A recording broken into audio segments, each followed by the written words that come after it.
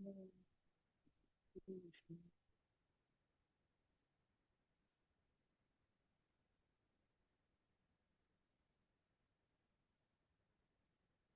ஒரு சின்ன மங்களாச்சரம் பண்ணிடலாம். ஹரே கிருஷ்ண மாதாஜி பிரபு. ஓம் நமோ பகவதே வாசுதேவாய.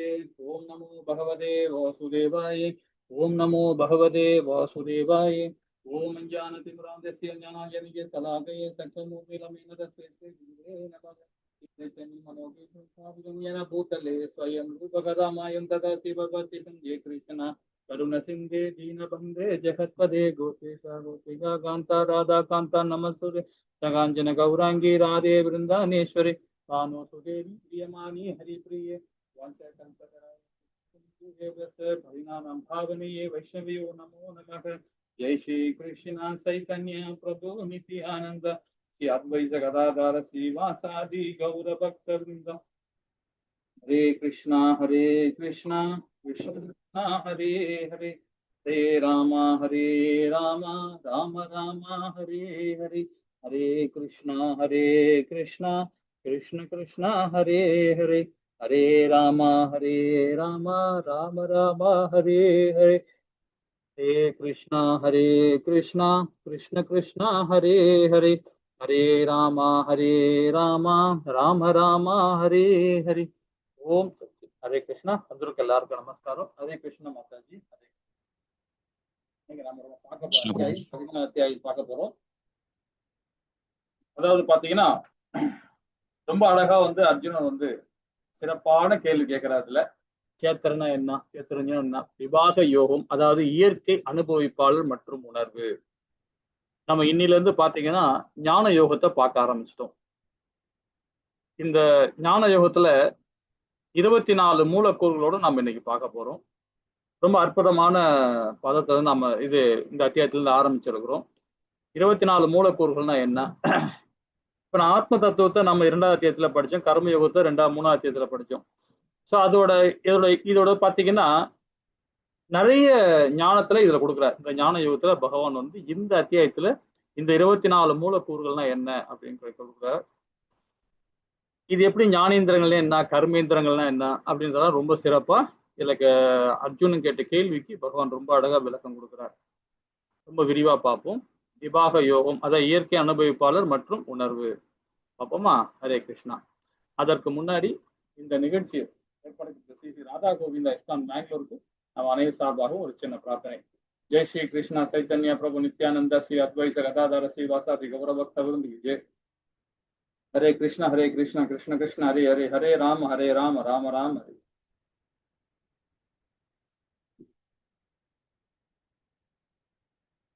நேற்று நம்ம 12வது அத்தியாயம் ரொம்ப அழகா பக்தி யோகத்துல கடைசி அத்தியாயம் அது நம்ம பார்த்தோம். அது ஒரு சின்ன கண்ணோட்ட சுருக்கம் பார்த்துட்டு நம்ம இந்த 11வது போயிடலாம். பக்தி உருவமற்ற நிலை, அதாவது விக்கிரக வழிபாடு உருவமற்ற நிலை, அதாவது அருவாதி. ஸோ இந்த தன்மையை பத்தி நம்ம ரொம்ப அழகா 1ல இருந்து 7வது பதம் வரைக்கும் படித்தோம். அதாவது பக்தி வளர்ச்சியின் முன்னேற்ற படிகள், அதாவது முன்னேற்ற நிலைகள் 8ல இருந்து 12வது பதம் படித்தோம். அதுல அனநிய பக்தி, சாதனா பக்தி, நிஷ்காம கர்ம யோக, சகாம கர்ம யோக, ஞான யோக, யாக யோகம் நம்ம ரொம்ப சிறப்பா அந்த அத்தியாயத்துல ரொம்ப அந்த ஸ்லோகத்துல விரிவா படித்தோம். 13ல இருந்து 20 அந்த பகவான் கிருஷ்ணன் அன்பான தகுதிகள் அப்படின்ற சாராம்சம் மூலியமாக நம்ம நிறைய விஷயங்கள் பார்த்தோம். பக்தி தோன்ல எப்படி நாமோ அந்த இதுல இருந்து எப்படி நம்ம இன்னும் எப்படி முழுமையா பக்தியை கொடுக்க முடியும் பகவானுக்கு அப்படின்றது பாத்தீங்கன்னா 13ல இருந்து 20 பதம் வரைக்கும் நம்ம தெளிவா படிச்சோம் இல்லைங்களா? ஹரே கிருஷ்ணா. இன்னைக்கு பாத்தீங்கன்னா மொத்தம் 35 பதங்கள் இந்த அத்தியாயத்துல. இதுல நம்ம 6ஆ பிரிச்சிருக்கிறோம். இது 6ஆ பிரிச்சதுல பாத்தீங்கன்னா அர்ஜுன ரொம்ப சிறப்பான கேள்வி கேட்கிறார். 6 விதமான கேள்வி கேட்கிறார். அந்த கேள்விக்கு பகவான் 2வதுல இருந்து 7வது பதம் வரைக்கும் இந்த அத்தியாயத்துல விளக்கி கொடுக்கிறார். எப்படி 8வது அத்தியாயத்தை எப்படி பரத்தை அடைகளை பத்தி 8 விதமான கேள்வி கேட்டு 7 விதமான கேள்விக்கு பதில் கொடுத்துட்டு 8வது விதமான கேள்வி 8வது கேள்விக்கு ரொம்ப விளக்கமா அந்த அத்தியாயம் ஃபுல்லா கொடுத்தாரு இல்லையா? ஆனா இந்த இடத்துல என்ன சொல்றாரு பாத்தீங்கன்னா இந்த அத்தியாயம் ஃபுல்லாவே அந்த 6 விதமான கேள்விக்கு நிறைய சாராம்சம் கொடுக்கிறார் பகவான். இந்த உடல்னா என்ன, இந்த உடலுக்குள்ள ஆத்மானா என்ன இருக்கு, அதுனா யாரு, இயற்கைனா என்ன, பௌதிகம்னா என்ன, அதெல்லாம் பத்தி ரொம்ப டீட்டெயிலா அர்ஜுனன் கேட்கிறார். அதுக்கு பகவான் அறிவை பெறுவதற்கான செயல்முறை அந்த தத்துவத்துல 8ல இருந்து 12வது ஸ்லோகம் வரைக்கும் தத்துவம் சொல்ல முடியாது. அது வந்து ஞான யுகத்துல முக்கியமான செயல். அது அந்த அறிவை பெறுவதற்கான செயல்முறை என்ன அப்படின்னு கேட்கிறார். நம்முடைய செயல் எப்படி இருக்கணும் அப்படின்றத. ஒரு ஞேயம், அறிவு. அறிவு பொருள் என்ன அப்படின்னு இப்ப வந்து 13ல இருந்து 19 வரையும் கொடுக்கிறார். பிரகிருதி, புருஷா மற்றும் யூனியன். அதாவது பிரகிருதின்ற போது இந்த இயற்கை, பௌதீகம். புருஷா அது அனுபவிப்பாளர் யார் அப்படின்றதையும் பகவான் இல்ல கொடுக்கிறார். 20ல இருந்து 26வது பதம். நம்மளாம் நினைக்கிறோம் இந்த உடல் நம்மளுடைய உடல், உள்ள இருக்கிற உறுப்பெல்லாம் நம்மளுது, கை கால்லாம் நம்மளுது, காற்று நம்மளுது, நாம தான் சுவாசிக்கிறோம், இது நெருப்பு, இதெல்லாம் நமக்கு தான் அப்படின்னு நம்ம நினைச்சுட்டு இருக்கோம். இதெல்லாம் யாரு அனுபவிக்கிறான்னு நாம தான் அனுபவிக்கிறோம் நினைச்சுட்டு இருக்கோம். ஆக்சுவலா நாம அனுபவிக்கல, இது பகவான் தான். அவர் தான் ஆதி புருஷர். அதுதான் பிரகிருதியோட புருஷர் யாருன்னு பாத்தீங்கன்னா அதை பத்தி ரொம்ப அழகா 20ல இருந்து 26வது பதம் வரைக்கும் தருகிறார். அதுக்கப்புறம் ஞான சுகி, அதாவது அறிவின் பார்வையை பத்தி ரொம்ப விளக்கமா கொடுக்கிறார். 27ல இருந்து 35வது பதம் வரைக்கும் கொடுக்கிறார். இப்ப நாம விரிவா அதுல பார்ப்போம். இப்போ இந்த இடத்துல 6 விதமான கேள்விக்கு ஒரு சின்ன விளக்கம் பார்ப்போம். அர்ஜுனன் கேட்க போறார் அந்த கேள்வியை. அதுக்கு ஒரு சின்ன கண்ணோட்டம் பார்த்துட்டு உள்ள போயிடலாம். இந்த பிரகிருதின்னு சொல்லும் போதே பாத்தீங்கன்னா இந்த பௌதீகம், இந்த பஞ்சபூதங்களான இந்த லோகம் தான், பௌதீகமான லோகம் தான் வந்து பாத்தீங்கன்னா இயற்கை, பொருள் இயற்கைன்னு சொல்லப்படுது. இந்த உடலும் பாத்தீங்கன்னா அதோட சம்பந்தப்பட்டதுதான். காற்றுல நம்ம இருக்க முடியாது, உயிர் வாழ முடியாது. நீர் இல்லைனாலும் உயிர் வாழ முடியாது இல்லைங்களா? அப்ப அந்த இயற்கையை சார்ந்துதான் நாமளும் இருக்கிறோம்.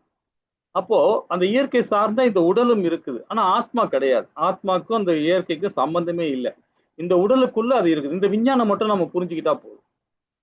இந்த விஞ்ஞானம் மட்டும் நம்ம கரெக்டா புரிஞ்சுக்கணும். இந்த பௌதீகத்தை நம்பிதான், இந்த இயற்கையை நம்பிதான் இந்த உடல் இயங்குது. ஆனா உள்ள இருக்கிற ஆத்மா அதுக்கு சம்பந்தமே இல்லை. இயற்கை அது வந்து ஆத்மா வந்து பாத்தீங்கன்னா பகவானுடைய யோகமாயா சக்தி. அப்ப அந்த யோகமாயா சக்தின்றது வந்து பாத்தீங்கன்னா பகவானுடைய நேரடி பார்வை இருக்கும். பகவானுடைய அந்த சாரம்சம் சேர்ந்துதான் அது செயல்படும். ஆனா இந்த உடல் வந்து என்ன பண்ணுன்னா இந்த இயற்கை சார்ந்தே செயல்பட்டு இருக்கும். இந்த உடல் வந்து இயற்கை சார்ந்தே செயல்படும். இந்த 24 மூலக்கூறும் இது சார்ந்தா செயல்பட்டு இருக்கும். அதுதான் நாம வந்து இதுல இருந்து மீண்டு வரணும்னா பக்தியில போனாதான் இதுல இருந்து மீண்டு வர முடியும். அதை பத்தி நம்ம இந்த அத்தியாயத்துல விரிவா படிக்க போறோம். புருஷா அனுபவிப்பாளர். இந்த இயற்கை அனுபவிப்பாளர் யார் அப்படின்னு பாத்தீங்கன்னா நாம சொல்றது, நான் தான் இந்த காத்தை சுவாசிக்கிறேன், நான் தான் தண்ணி குடிக்கிறேன், நான் தான் சாப்பிடுறேன், எல்லாம் நம்ம சொல்லிட்டு இருப்போம். ஆக்சுவலா நாம கிடையவே கிடையாது. இந்த உடலே பகவானுடையது தான். இந்த இயற்கையை சார்ந்த இந்த உடல் இருக்குது. அது பகவான் அந்த இயற்கைக்கு சார்ந்த மாதிரி அவரும் வந்து அந்த தன்மை கொடுக்கிறார். இந்த உடலுக்குள்ள இருந்துகிட்டு யாரு அனுபவிக்கிறா அப்படின்னு பாத்தீங்கன்னா பகவான் தான் அனுப்புறார். இதுல ஒரு கொஸ்டின் வரும். ஒரு யூத்ல ஒரு ஒரு சின்ன அதாவது ஒரு பிரபுஜி, அதாவது 9th 10th படிக்கிறார். ரொம்ப இதா பேசுவார் அவர். அவர் கேட்டார். அப்ப இப்போ அவரு காலேஜ் போயின்னு இருக்காரு, பிஇ பண்ணிட்டு இருக்காரு. அப்போ அவரு ஒரு 4 வருஷத்துக்கு முன்னாடி ஒரு கேள்வி கேட்டார். உடலை அனுபவிப்பார் அவருன்னா அப்புறம் எதுக்கு எங்களுக்கு கஷ்டம் எல்லாம் கொடுக்கணும் அப்படின்னு கேட்டார். ரொம்ப அழகா அந்த சின்ன வயசுல அவ்வளவு அழகா நுணுக்கமா கேட்டார். இந்த உடல் பகவானுடையது, காற்று பகவானுடையது, எல்லாமே பகவானுடையது. அப்புறம் எதுக்கு நம்மள இங்க கஷ்டப்படுத்துறார் பகவான் அப்படின்னு சொல்றாங்க. சோ அந்த வயசுக்குள்ள அந்த மெச்சூரிட்டி அவருங்கிறது பெரிய விஷயம் தான். அப்ப நம்ம சொன்னோம், இல்லப்பா அப்படி கிடையாது.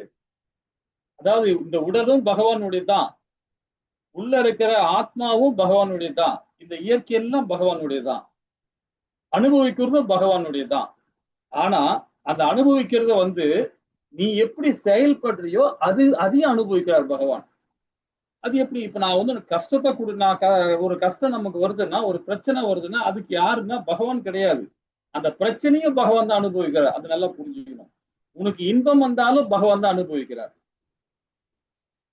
அப்ப எதுக்கு அடுத்த பிறவி நான் அனிமலா பிறக்கிறோம்? அதுதான் இங்க விஷயமே. அதுக்குள்ளேயும் பரமாத்மா இருக்கிறார். அடுத்த பிறவி நீ ஒரு பன்னியா பிறக்கிறியோ, இல்ல மனுஷனா பிறக்கிறியோ, இல்ல மரமா பிறக்கிறியோ, அதுக்குள்ளேயும் பரமாத்மா இருக்கிறார். அப்ப அவரை நாம சித்திரவதைப்படுத்தலாமா அப்படின்னு கேட்ட உடனே அவர் புரிஞ்சுக்கிட்டார். இன்னும் நிறைய விஷயங்கள்லாம் கேட்டார் அவர் சின்ன வயசுல. இன்னைக்கு வந்து பிஇ பண்றார். ரொம்ப ரொம்ப நல்ல அந்த மாதிரி கேள்விகள் இருக்கும். அதே மாதிரி பாத்தீங்கன்னா இந்த உடல்னா என்ன அப்படின்னு கேட்கிறார். இந்த சரீரம்னா என்ன அப்படிங்கிறார். அர்ஜுனன் கேட்ட கேள்வி அது. சரீரம் சேத்திர அப்படின்னு. சேத்திரம்னா அவர் உடலில் பார்வையாளர். யார் உடலில் பார்வையாளர்? ஆத்மா, பரமாத்மா. ஆத்மா, இந்த உயிர், இந்த பரமாத்மாவும் உள்ள இருக்கிறாங்க, இதயத்துக்குள்ள இருக்கிறாங்க. சோ இந்த உடலை தெரிந்தவர் யாருன்னு பாத்தீங்கன்னா ஆத்மாவும் பரமாத்மாவும். இந்த உடலை பத்தி நல்லா தெரியுது யாருக்கு தெரியும்னா ஆத்மாவுக்கும் தெரியும், பரமாத்மாவும் தெரியும். ஆனா உங்க மனைவிக்குள்ள உள்ள இருக்கிறதும், கணவருக்குள்ள இருக்கிறதும், பிள்ளைகளுக்குள்ள உள்ள இருக்கிறதும் நமக்கு தெரியாது. அது உடல் எப்படி இயங்குது, என்ன தன்மையில இயங்கின்னு இருக்கு, இனி என்ன பண்ண போறாங்கன்றத நமக்கு தெரியாது. ஆனா அந்த உடல் பெற்ற ஆத்மாக்கு தெரியும், உடல் உள்ளுக்குள்ள பரமாத்மாக்கு தெரியும். ஆனா பரமாத்மாக்கு எல்லா உடலுக்கும் தெரியும். ஆனா ஆத்மாக்கு அந்தந்த உடல்ல உள்ள மட்டும்தான் தெரியும். இந்த டிஃபரண்ட் தான் நம்ம புரிஞ்சுக்கணும். ஞானம், அறிவு. அறிவுன்னு பாத்தீங்கன்னா சேத்திர இந்த உடல் என்ன, இந்த உடலுக்குள்ள அதிபதி யார், அந்த பிரகிருதி அனுபவிப்பாளர் யார் அப்படின்றத தெரியுதுதான் ஞானம். ஞேயம் சொல்றது பரமாத்மா. இதில் இலக்கு, இந்த அறிவோட இலக்கு என்ன, பரமாத்மா. இதுதான் 6 விதமான கேள்வி அர்ஜுனன் கேட்கிறார். இப்போ நாம இதுக்குள்ள வருவோம். இந்த 24 மூலக்கூறுகள் இதை நல்லா தெரிஞ்சுக்கிட்டோம்னு வச்சுங்களேன், அதுக்கப்புறம் நம்ம உள்ள போகும்போது ஒரு கேள்விக்கும் ஒரு ஸ்லோகத்துக்குள்ள பகவான் கேட்கும் போது சொல்லும் போது நமக்கு இன்னும் ரொம்ப ஈஸியா புரியும். இதுல என்ன சொல்ல வருது அப்படின்னு பாத்தீங்கன்னா 24 மூலங்கள். அந்த 24 மூலங்கள்ல பாத்தீங்கன்னா முதல்ல மகாபூதா அப்படின்னு சொல்றது, அது பஞ்சபூதங்கள். பஞ்சபூதங்கள் சொல்றது 5. நோட் பண்ணீங்க, பேனா பேப்பர் தான் நோட் பண்ணி வச்சுங்க, இல்ல ஏதாவது நீங்களே மெமரி பண்ணீங்க. பஞ்சபூதங்கள் 5. அந்த 5 என்னன்னு சொல்லப்படும், நீங்க என்ன சொல்றீங்க பாத்தீங்கன்னா நிலம், நீர், நெருப்பு, காற்று, ஆகாயம். கரெக்ட் தானுங்க? பஞ்சபூதம் சொல்றது அதானே, சரிங்களா? சரி. அப்புறம் கர்மேந்திரங்கள் சொல்றது. கர்மேந்திரங்கள் சொல்லும் போதே பாத்தீங்கன்னா குரல், கால்கள், கைகள், ஆசனவாய், பாலுறுப்பு, இதெல்லாம் கர்மேந்திரங்கள். இப்ப கையை வச்சுக்கிட்டு நாம என்ன செய்வோம், காலை வச்சுக்கிட்டு நாம என்ன செய்வோம், என்ன மாதிரி நாம பேசுவோம், பாலுணர்வு என்ன செயல்படுது, ஆசனவாய் என்ன செயல்படுது, இது எல்லாமே கர்மேந்திரங்கள். இப்ப நாம உணவு உட்கொள்றோம்னு வச்சுங்களேன், அந்த உணவுக்குள்ள விளைவு என்ன நடக்கும் பாருங்களேன். ஃபர்ஸ்ட் இன்ஃபெக்ஷன் ஆகுறது எங்க பாத்தீங்கன்னா ஆசனவாய் தான். அங்கதான் நமக்கு அந்த ப்ராப்ளமே வரும் எல்லாருக்குமே. இதெல்லாம் பாருங்க பகவத்கீதையில கோடான கோடி வருஷத்துக்கு முன்னாடியே சொல்லியாச்சு. நாம என்ன மாதிரி சாப்பிடுறோம், அது என்ன மாதிரி அந்த எப்பவுமே பாத்தீங்கன்னா ஒரு ஹாஸ்பிட்டல் போகும்போது ட்ரீட்மெண்ட் எடுக்கும்போது டாக்டர் படிச்சும் இருப்பீங்க, இதுல என்ன பார்ப்பாங்க, மோஷன் டெஸ்ட் பண்ணுவாங்க, யூரின் டெஸ்ட் பண்ணுவாங்க. ஏன்னா அந்த உடல் உறுப்புகள் எப்படி இயங்குதுன்றத அதை கண்டுபிடிப்பாங்க. அதுதான் அது கர்மேந்திரங்கள் சொல்லப்படுது. சில குழந்தைங்களுக்கு லிக்விடா போதா, டைட்டா போதா, எப்படி போகுது, இந்த மாதிரிலாம் நம்ம சொல்லுவோம் இல்லையா, அதுக்கேற்ற மாதிரி ஃபுட்டு கொடுக்கணும், அதுக்கேற்ற மாதிரி கொடுக்கணும் அப்படின்னு. இது பாத்தீங்கன்னா அதுதான் அதாவது ஆசான வாயு ரொம்ப இம்பார்ட்டன்ட். அதே மாதிரி பால் உறுப்பு ரொம்ப இம்பார்ட்டன்ட். அங்கெல்லாம் சீக்கிரமா இன்ஃபெக்ஷன் ஆகுறது. அந்த இடத்துலயும் பாத்தீங்கன்னா கூட சரி, அந்த கர்மேந்திரங்கள் இந்திரியங்களை அதிகமா வேஸ்ட் பண்றவங்க பிரபுஜி எல்லாம் பாத்தீங்கன்னா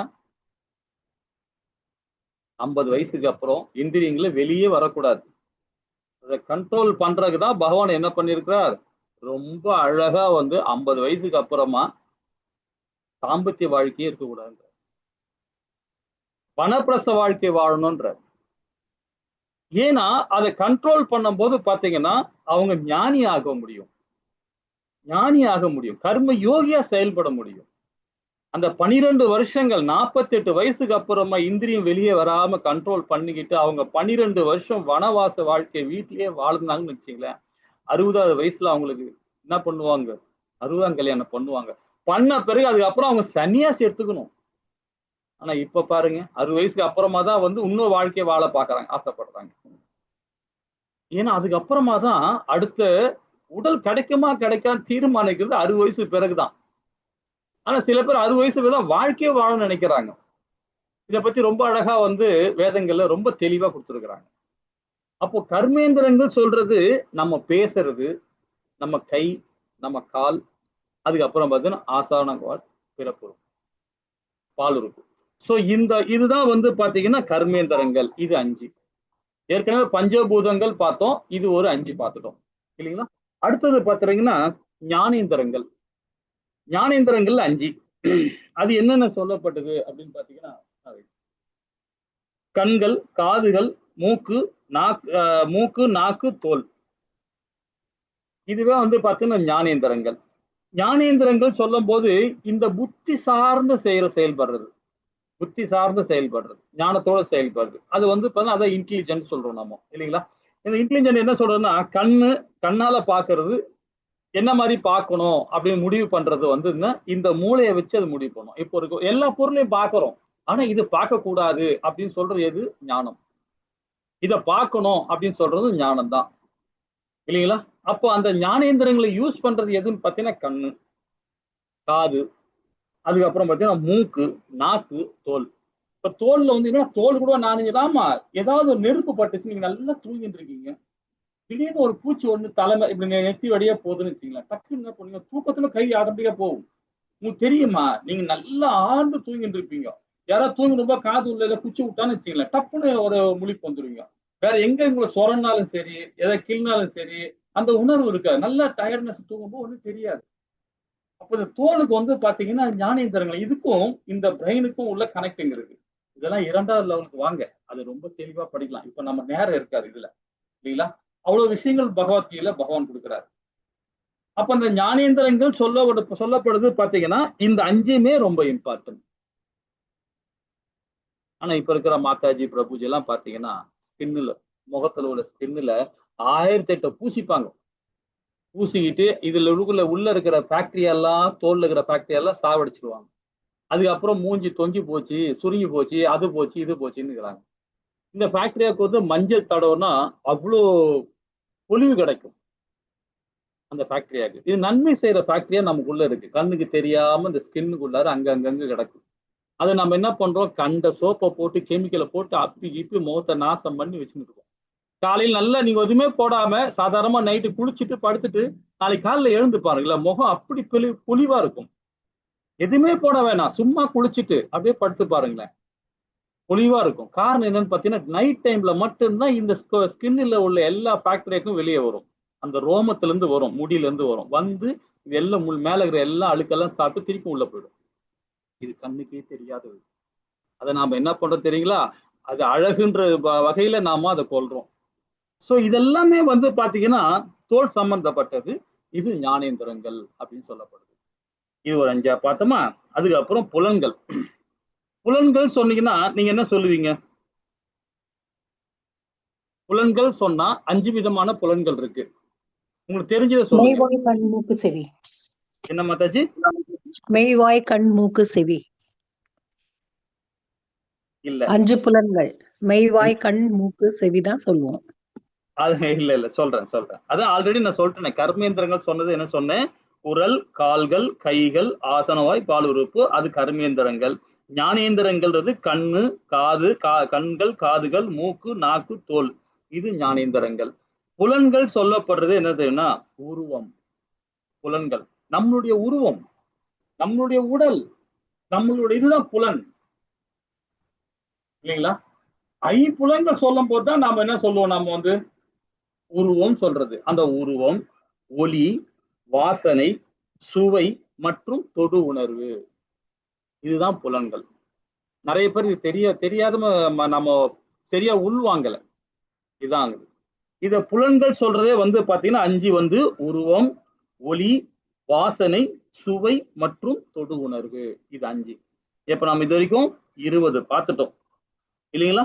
அதுக்கப்புறம் பாத்தீங்கன்னா மனம், புத்தி, பொய், அகங்காரம். இது கண்ணுக்கு தெரியாத சூட்சம உடல்ல இருக்கிற பொருட்கள். அந்த பொருளுக்கு நம்ம என்ன சொல்லுவோம்? 3. அப்ப பாத்தீங்கன்னா என்ன ஆச்சு? இப்போ ஏற்கனவே 20 சொல்லிட்டோம். 20 சொன்ன பிறகு இந்த 3 சேர்க்கும் போது 23 ஆயிடுச்சு. இப்ப அடுத்தது வந்து பாத்தீங்கன்னா மொத்தம் 24 மூலங்கள் சொன்னோம் இல்லையா? இன்னும் 1 இருக்கு. இந்த 23ம் ஒண்ணு கண்ணுக்கு தெரியாது, 3 இருக்கு. மத்ததெல்லாம் கண்ணுக்கு தெரிஞ்சது, உடலுக்குள்ள இருக்கிறது. இன்னொன்னு வந்து பாத்தீங்கன்னா நம்முடைய செயலுக்கு ஏத்த மாதிரி நாம செயல்படுறது. இது எதுன்னு பாத்தீங்கன்னா மாய, அதாவது சத்துவகுணம், ரசோகுணம், தமோகுணம். இந்த முக்குணங்கள் தான் வந்து பாத்தீங்கன்னா நாம அதுக்கு ஏத்த மாதிரி இந்த மூலங்கள் செயல்படுறது. ஒரு எக்ஸாம்பிள் சொல்றோம். நான் தத்துவத்துல இருக்கேன், பிராமண கோட்ல இருந்தேன்னா அந்த குவாலிட்டி தகுந்த மாதிரி இந்த உடல், இந்த தொடு உணர்வு, இந்த ஞானேந்திரங்கள், இந்த கர்மேந்திரங்கள், இந்த புலன்கள், இந்த பஞ்சபூதங்கள் இது எல்லாமே இயங்குது. நான் அதே ரசோ குணத்துக்கு போனேன்னா அதுக்கேத்த மாதிரி இந்த உடல் இயங்குது. தமோ குணத்துக்கு போனாலும் அந்த உடலுக்கு ஏத்த மாதிரி இயங்குது. அப்போ இதுதான் என்ன சொல்றதுன்னா, இது நாளைக்கு படிக்க போறோம். 14 அத்தியாயம் அதுதான். சத்துவகுணம், ரசோகுணம், தமோ குணம். நல்லவன், கெட்டவன், ரொம்ப கெட்டவன். இந்த 3 குணமே பிரதானமா ஒண்ணுதான். ஏன்னா 3 குணத்துக்கு ஒரே நேரத்துல நம்ம இருக்க மாட்டோம். ஏதாவது ஒரு குணத்துல தான் இருப்போம். ஒண்ணு சத்துவத்துல இருப்போம், ரசோல இருப்போம், இல்ல தமோல இருப்போம். ஏதாவது ஒண்ணுதான். அதனால 23 மூலங்களையும் சேர்த்து இது ஒண்ணு 24 மூலங்கள். இந்த 24 மூலங்கள் தான் நம்ம உடலே இயங்குது. அதை நம்ம புரிஞ்சுக்கணும். இப்ப பகவான் ஒண்ணு அழகா ஒரு ஸ்லோகமா நம்ம கொடுக்க போறார். ஒரு பேனா பேப்பர் எடுத்து வச்சுங்க. அதை சொல்லும் போது நோட் பண்ணுங்க. உங்களுக்கு தெரியலனா கூட கடைசியா டவுட் கேளுங்க. ஹரே கிருஷ்ணா. இப்ப நம்ம உள்ள கிளாஸ்க்குள்ள போலாம். ஹரே கிருஷ்ணா மாதாஜி. 1 ஸ்லோகம். ஹரே கிருஷ்ணா. ஹரே கிருஷ்ணா. அத்தியாயம் 13 இயற்கையும் அனுபவிப்பனும் உணர்வும். அர்ஜுன உவாச்ச பிரகிருதிம் புருஷம் சைவ க்ஷேத்ரம் க்ஷேத்ரஜ்ஞம் ஏவ ச ஏதத் வேதித்தும் இச்சாமி ஞானம் ஞேயம் ச கேசவ. ஸ்ரீ பகவான் உவாச்ச இதம் ஷரீரம் கௌந்தேய க்ஷேத்ரம் இத்யபிதீயதே ஏதத்யோ வேதி தம் பிராஹு க்ஷேத்ரஜ்ஞ இதி தத்விதஹ. ஹரே கிருஷ்ணா. ஹரே கிருஷ்ணா. இந்த இடத்துல என்ன சொல்லப்படுதுன்னு பாத்தீங்கன்னா, அர்ஜுனன் முதல் ஸ்லோகத்திலே கேள்வி கேட்கிறார். அர்ஜுன கூறுனா, எனது அன்பு கிருஷ்ணரே, இயற்கை இந்த பிரகிருதி அனுபவிப்பன் அப்படி அனுபவிப்பவன். புருஷா கலம், புருஷ அனுபவிப்பன், புருஷான்னு சொல்றது. கலம் சொல்றது இந்த உடல், அத சேத்திர. கலத்தை அறிபவன், இந்த உடலை அறிபவன் சேத்திரன் சொல்றது. அப்ப அறிவு என்னன்னா நியாயம், ஞானம். அறியப்படும் பொருள் நியாயம் ஆகியவற்றை பற்றி நான் தெரிந்து கொள்ள விரும்புகிறேன் அப்படின்னு இந்த கேள்வி கேட்கிறார். பகவான் கிட்ட இந்த 6 விதமான கேள்வி கேட்கிறார். அதுக்கு பகவான் விளக்கம் கொடுக்கிறார். புருஷோத்தரமான முழுமுற் கடவுள் கூறினார், குந்தியின் மகனே, இந்த உடல் கலம், அதாவது சேத்திர என்று அழைக்கப்படுகிறது. இவ்வுடலில் அறிபவன், கலத்தை அறிபவன் சேத்திரன் என்றும் அழைக்கப்படுகிறது அப்படின்னு இந்த பதம் மூலியமா நமக்கு விளக்குறார். 3வது பதம் பாருங்க, அது கண்டினியூட்டி தான் சொல்றார். ஹரே கிருஷ்ணா மாதாஜி. 3வது பதம். ஹரே கிருஷ்ணா. க்ஷேத்ரஜ்ஞம் சாபிமாம் வித்தி சர்வக்ஷேத்ரேஷு பாரத க்ஷேத்ர க்ஷேத்ரஜ்ஞோ ஞானம் யத்தஜ்ஞானம் மதம் மம. ஹரே கிருஷ்ணா. ஹரே கிருஷ்ணா. பரதகுல தென்றலே, நானும் எல்லா உடலின் அறிபவனாக உள்ளேன் என்பதை புரிந்து கொள். உடலை அதனை அறிபவனும் புரிந்து கொள்வது ஞானம் என்றும் அழைக்கப்படும். இதுவே எனது அபிப்பிராயம். இப்போ நம்ம உடலுக்குள்ள நம்ம உடல்ல என்னென்ன செயல்படுது, நம்ம என்னோட ஞானத்துல இருக்கிறோம், என்ன செயல்படுறோம்ன்றத எல்லா ஆத்மாக்கும் தெரியும். இப்ப நம்ம கூட தெரியும் இல்லைங்களா? நான் ஒரு இன்ஜினியரிங் படிச்சிருக்கேன், நான் டாக்டர் படிச்சிருக்கேன், நான் ஒரு படிப்புக்கு ஏற்ற மாதிரி நம்ம ஒரு ஆளுக்கு தகுந்த மாதிரி படிச்சிருப்போம். அந்த குணத்துக்கு தகுந்த மாதிரி நம்ம செயல்படுவோம். குணத்துக்கு தகுந்த மாதிரி இல்லை, அந்த படிப்புக்கு தகுந்த மாதிரி நம்ம செயல்படுவோம். பண வசதிக்கு தகுந்த மாதிரி நம்ம செயல்படுவோம். ஆனா இது எல்லாமே அதுக்கு அதிகமா இருக்குது. இது இல்லாம சம்மந்தப்படாம இருக்குன்னு பாத்தீங்கன்னா இந்த குணங்கள். இந்த குணங்களுக்கு ஏத்த மாதிரி இப்போ டாக்டர் படிச்சிருக்கிறவர் பாத்தீங்கன்னா ஆத்ம ஞானம் தெரியாம ஆன்மீகத்துல உணராம இருந்தாருன்னு அவர் என்ன பண்ணுவாரு, நான் கோடி ரூபாய் கட்டி, நான் பணம் கட்டி நான் படிச்சேன், நான் சம்பாரிச்சு ஆகணும் அப்படின்னு ஹாஸ்பிட்டல கட்டுவாரு. நிறைய பணம் செலவு பண்ணுவாரு. செலவு பண்ணி அதே மாதிரி நோயாளிகிட்ட இருந்து காசு வாங்குவார். அப்போ அவருக்கு என்ன ஞானம் இருக்கு? ஆன்மீக ஞானமே இல்லை, பௌதிக ஞானம் தான் இருக்கு. அது என்ன பண்ணும்? அடுத்த பிறவி தவறான வழியில கொண்டு போய் விடும் இல்லைங்களா? அதுதான் பகவான் இல்ல சொல்றார், ரொம்ப தெளிவா கொடுக்குறாரு. இல்ல எல்லா உடலுக்குள்ள இருக்கிறத மட்டும்தான் அவனுக்கு தெரியுமே தவிர மற்ற உடல்ல இருக்கணும் எல்லா உடலுக்குள்ளும் எனக்கு தெரியும்ன்றார் பகவான். அப்ப நம்ம யாரை சார்ந்து இருக்கணும்? பகவானை சார்ந்து இருக்கணும். மனைவிக்குள்ள என்ன இருக்கு, கணவனுக்குள்ள என்ன இருக்கு, பிள்ளைகளுக்குள்ள என்ன இருக்கு, சமுதாயத்துக்குள்ள என்ன இருக்குன்னு சொல்லிட்டு நாம் எப்படி உணர முடியும்? உணரவே முடியாது. யாரு யாரை பத்தியும் நினைச்சு ஒண்ணும் செய்யவும் முடியாது. அவங்க மனைவி இப்படி பேசிட்டு இருக்காங்க, அப்படி போயிட்டு இருக்காங்க, எனக்கு எல்லாம் தெரியும், நீ என்னென்ன செயல்படுற, யாராலுமே கணிக்க முடியாது. யாராலுமே கணிக்க முடியாது. பகவானால மட்டும்தான் கணிக்க முடியும். எப்படி அதோட கணிக்க முடியும்னு பாத்தீங்கன்னா, வேதங்கள் சார்ந்து நாம செயல்படும் போதுதான் வேதங்களே கொடுத்துட்டார் பகவான். வேதங்களை கொடுத்துட்டாரு. இந்த ஸ்ரீமத் பாகவத்துல கொடுத்துட்டாரு, ஸ்ரீமத் பகவத்கீதை கொடுத்துட்டாரு. அதை சார்ந்து செயல்படும் போது நாமோ அப்போ பக்குவம் அடைவோம். பக்குவம் அடைந்து தன்னுடைய மனைவி கிட்டையும் கணவன் கிட்டையும் பிள்ளை கிட்டையும் சமுதாயத்துக்கிட்டையும் எப்படி நடந்தோம்னு பாருங்க. இல்லைங்களா? ரொம்ப அழகா நமக்கு தெளிவா கொடுத்துருக்கிறார் பகவான். எல்லாத்தையும் தெளிவா கொடுத்துருக்கிறார். ஆனா நாம் அது உள்வாங்காம பௌதிகத்திலேயே வாழ்ந்துட்டு இருக்கோம். இல்லைங்களா? அதுதான் பகவான் சொல்றாங்க. அதாவது பரமாத்மா ஆத்மாக்குள்ள விஷயம் என்னன்னு பாத்தீங்கன்னா, பரமாத்மா வந்து எல்லா உடலையும் அறிபவர். ஆத்மா தன் சொந்த உடலை மட்டும் அனுபவிக்கும், தெரியும். அதே மாதிரி உன்னத உரிமையாளர் மற்றும் கட்டுப்பாட்டாளர். எல்லா உடலையும் கண்ட்ரோல் பண்ணவர் பரமாத்மா. ஆனா ஆத்மா இரண்டந்தர உடைமையாளர். அதான் நம்ம உடலை கண்ட்ரோல் பண்றது யாருன்னு பாத்தீங்கன்னா, முதல்ல பரமாத்மா, இரண்டாவது நம்முடைய ஆத்மா, மூன்றாவது இன்னொன்னு பாத்தீங்கன்னா வீழ்ச்சி அடையாதவர் என்றும் ஆத்மா விட உயர்ந்தவர் யாரு? பரமாத்மா. ஆனா ஆத்மா வந்து பாத்தீங்கன்னா வீழ்ச்சி அடைபவன் மற்றும் கீழ்ப்பட்டவன், பகவானுக்கு கீழ்ப்பட்டவன். இந்த வேற்றுமை மட்டும் நம்ம பார்த்துக்கணும். அதுதான் பகவான் சொல்ற இந்த ஸ்லோகத்துல. இந்த 3வது ஸ்லோகத்தை சொல்றது என்னன்னா, நான் எல்லா உடலையும் அறிபவனாக உள்ளேன் என்பதை புரிந்து கொள். உடலையும் அதனை அறிபவன் புரிந்து கொள்வதே ஞானம் சொல்லப்படுறது. அந்த உடலுக்குள்ள என்ன இருக்கு, நம்ம மனைவிக்குள்ள என்ன இருக்கு, கணவனுக்குள்ள இருக்கு, சமுதாயத்துக்குள்ள என்ன இருக்கு, நாம் யாருமே உணர முடியாது. அந்த சக்தி யாருக்குமே கிடையாது. ஆனா அந்த சக்தி வரணும்னா ஹரிபக்தி தான். ஹரிபக்தியோட இருக்கும் போது வேதத்தை உள்வாங்கிட்டோம்னு வச்சுங்களேன், அழகா நம்ம அவங்கள பத்தி புரிஞ்சுக்க முடியும். நல்லா புரிஞ்சுக்க முடியும் அவங்கள பத்தி. அவங்க பௌதிகவாதின்னு சொல்லிட்டு அவங்க செயலால, அவங்க சொல்லால, அவங்க எல்லா விதமான செயல்பாடு கண்டுபிடிச்சிருவோம். அப்ப நாம என்ன பண்ணுவோம்? பின்வாங்க ஆரம்பிச்சிருவோம். இந்த விஞ்ஞானம் மட்டும் நம்ம புரிஞ்சுக்கணும். பௌதிக டைம்ல இருந்தோம்னு வச்சுக்கலாம், கண்டிப்பா உணர முடியாது. இல்லைங்களா? இன்னும் பாருங்க, 5வது ஸ்லோகத்துல ரொம்ப அழகா சொல்றாங்க. ஹரே கிருஷ்ணா. என்னப்பா அந்த பசங்க விடிய வச்சுட்டே இருக்கானுங்க. ஹரே கிருஷ்ணா. ஹரே கிருஷ்ணா. ऋषुभिर् बहुधा गीतं सन्तोभिर्विविधैः पिकृत ब्रह्मसूत्रपदशैव हेतुमद्भिर्विनिश्चितैः. ஹரே கிருஷ்ணா. ஹரே கிருஷ்ணா. இவ்வளவு ஹைட்ல இருக்கும், இவ்வளவு ஹைட்ல 7வது மாடியில இருக்கிறோம். இங்க இங்க இவ்வளவு சவுண்டு கேக்குது. கீழே வெடிக்கிறாங்க, மேல கேக்குது. ஹரே கிருஷ்ணா. சரி, இந்த பதம் என்ன சொல்லுது அப்படின்னு பாத்தீங்கன்னா, செயல்களின் களம் மற்றும் செயல்களை அறிபவன் பற்றி அறிவு. பற்பல முனிவர்களால் பல்வேறு வேத நூல்களை விரிவாக விளக்கப்பட்டுள்ள, குறிப்பாக வேதாந்த சூத்திரத்தின் பதங்களின் காரணம் மற்றும் விளைவுகளுடன் இவை மிகவும் நுணுக்கமாக விளக்கப்பட்டுள்ளது. இந்த செயல், இந்த உடலை வச்சு நாம இந்த செயல்படுறோம் இல்லைங்களா? களம் சொல்றது உடல் தான், சரீரம் தான். இந்த செயல் வந்து இந்த களத்தை வச்சு நாம செய்யறோம். அப்போ அறிபவன் பற்றி அறிவு. அறிவன்னா யாரு? அறிபவன் இந்த ஆத்மா, இல்லைங்களா? ஆத்மா.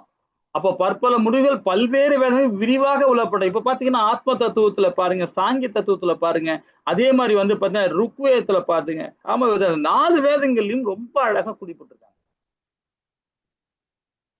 இந்த சூரியன் எப்படி இயங்குது, சந்திரன் எப்படி இயங்குறாரு, ஏன் தாவரங்கள் இப்படி இருக்கு, நாம ஏன் இப்படி இருக்குன்றத ருக்குவேதத்துல ரொம்ப அழகா தெளிவா கொடுத்துக்கிறாங்க.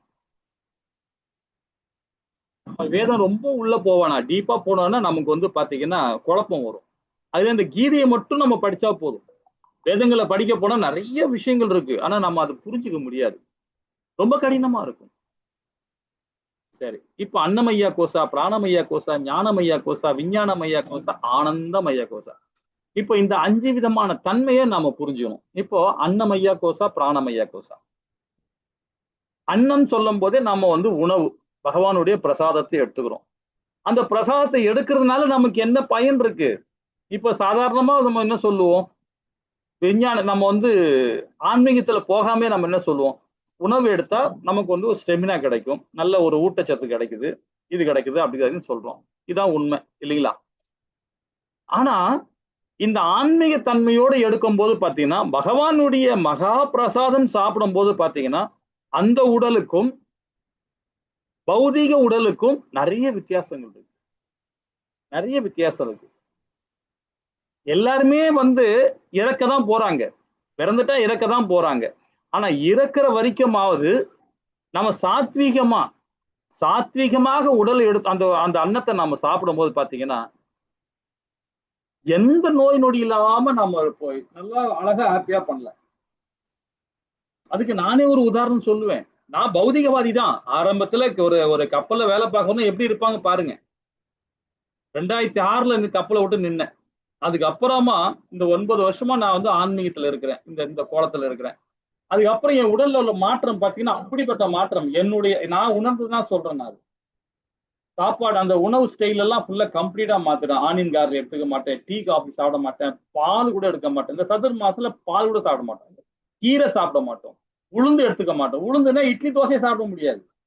இந்த 4 மாசம் சதுர் மாசத்துல. ஏன் அந்த மாதிரி எடுத்துக்கணும்னு வச்சுக்கலாம், நம்ம உடல்ல அந்த மாதிரி நம்மளுடைய சயின்ஸ், அதாவது நம்மளுடைய வேதம் சொல்லுது. அதை சார்ந்து நம்ம செயல்பட்டோம்னா நமக்கு எந்த நோயுமே வராது. நோயே வராது.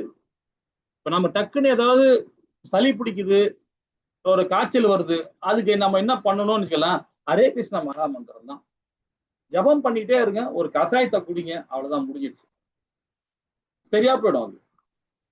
ஏன்னா மேக்சிமம் வராது. நம்ம ஒரு ஹைஜீங்கா இருப்போம். நம்ம வந்து சாப்பிடுற விஷயமும் சரி, கையை சுத்தப்படுத்துறதும் சரி, நம்ம வேதம் சொல்லி கொடுத்துக்குது இல்லைங்களா? இப்போ ஒரு உணவு வச்சிருக்கோம்னா, ஒரு கீழே வீட்டுல வந்து மனைவி வந்து பரிமாறுறாங்கன்னா கீழே உட்காந்துக்கிட்டு அந்த தாம்பூலம் வச்சு நம்ம உட்காடுறோம். உட்காந்துட்ட பிறகு என்ன பண்ணுவோம், கையை சுத்தம் பண்ணுவோம், இலையை சுத்தப்படுத்துவோம், இந்த மந்திரங்கள் சொல்லுவோம்.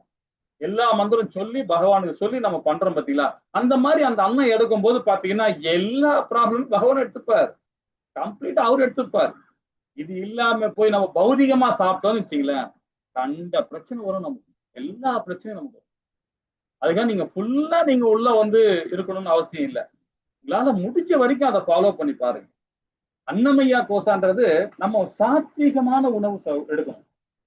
சாத்வீகமான உணவு எடுக்கணும். அதுக்குள்ள பகவான் இருக்கிறார். அக்னி பகவான் நமக்குள்ள இருக்கிறார். ஜீரண சக்தி உள்ள இருக்கிறார் இல்லைங்களா? அவர் தான் இதை செரிமானம் பண்றார்.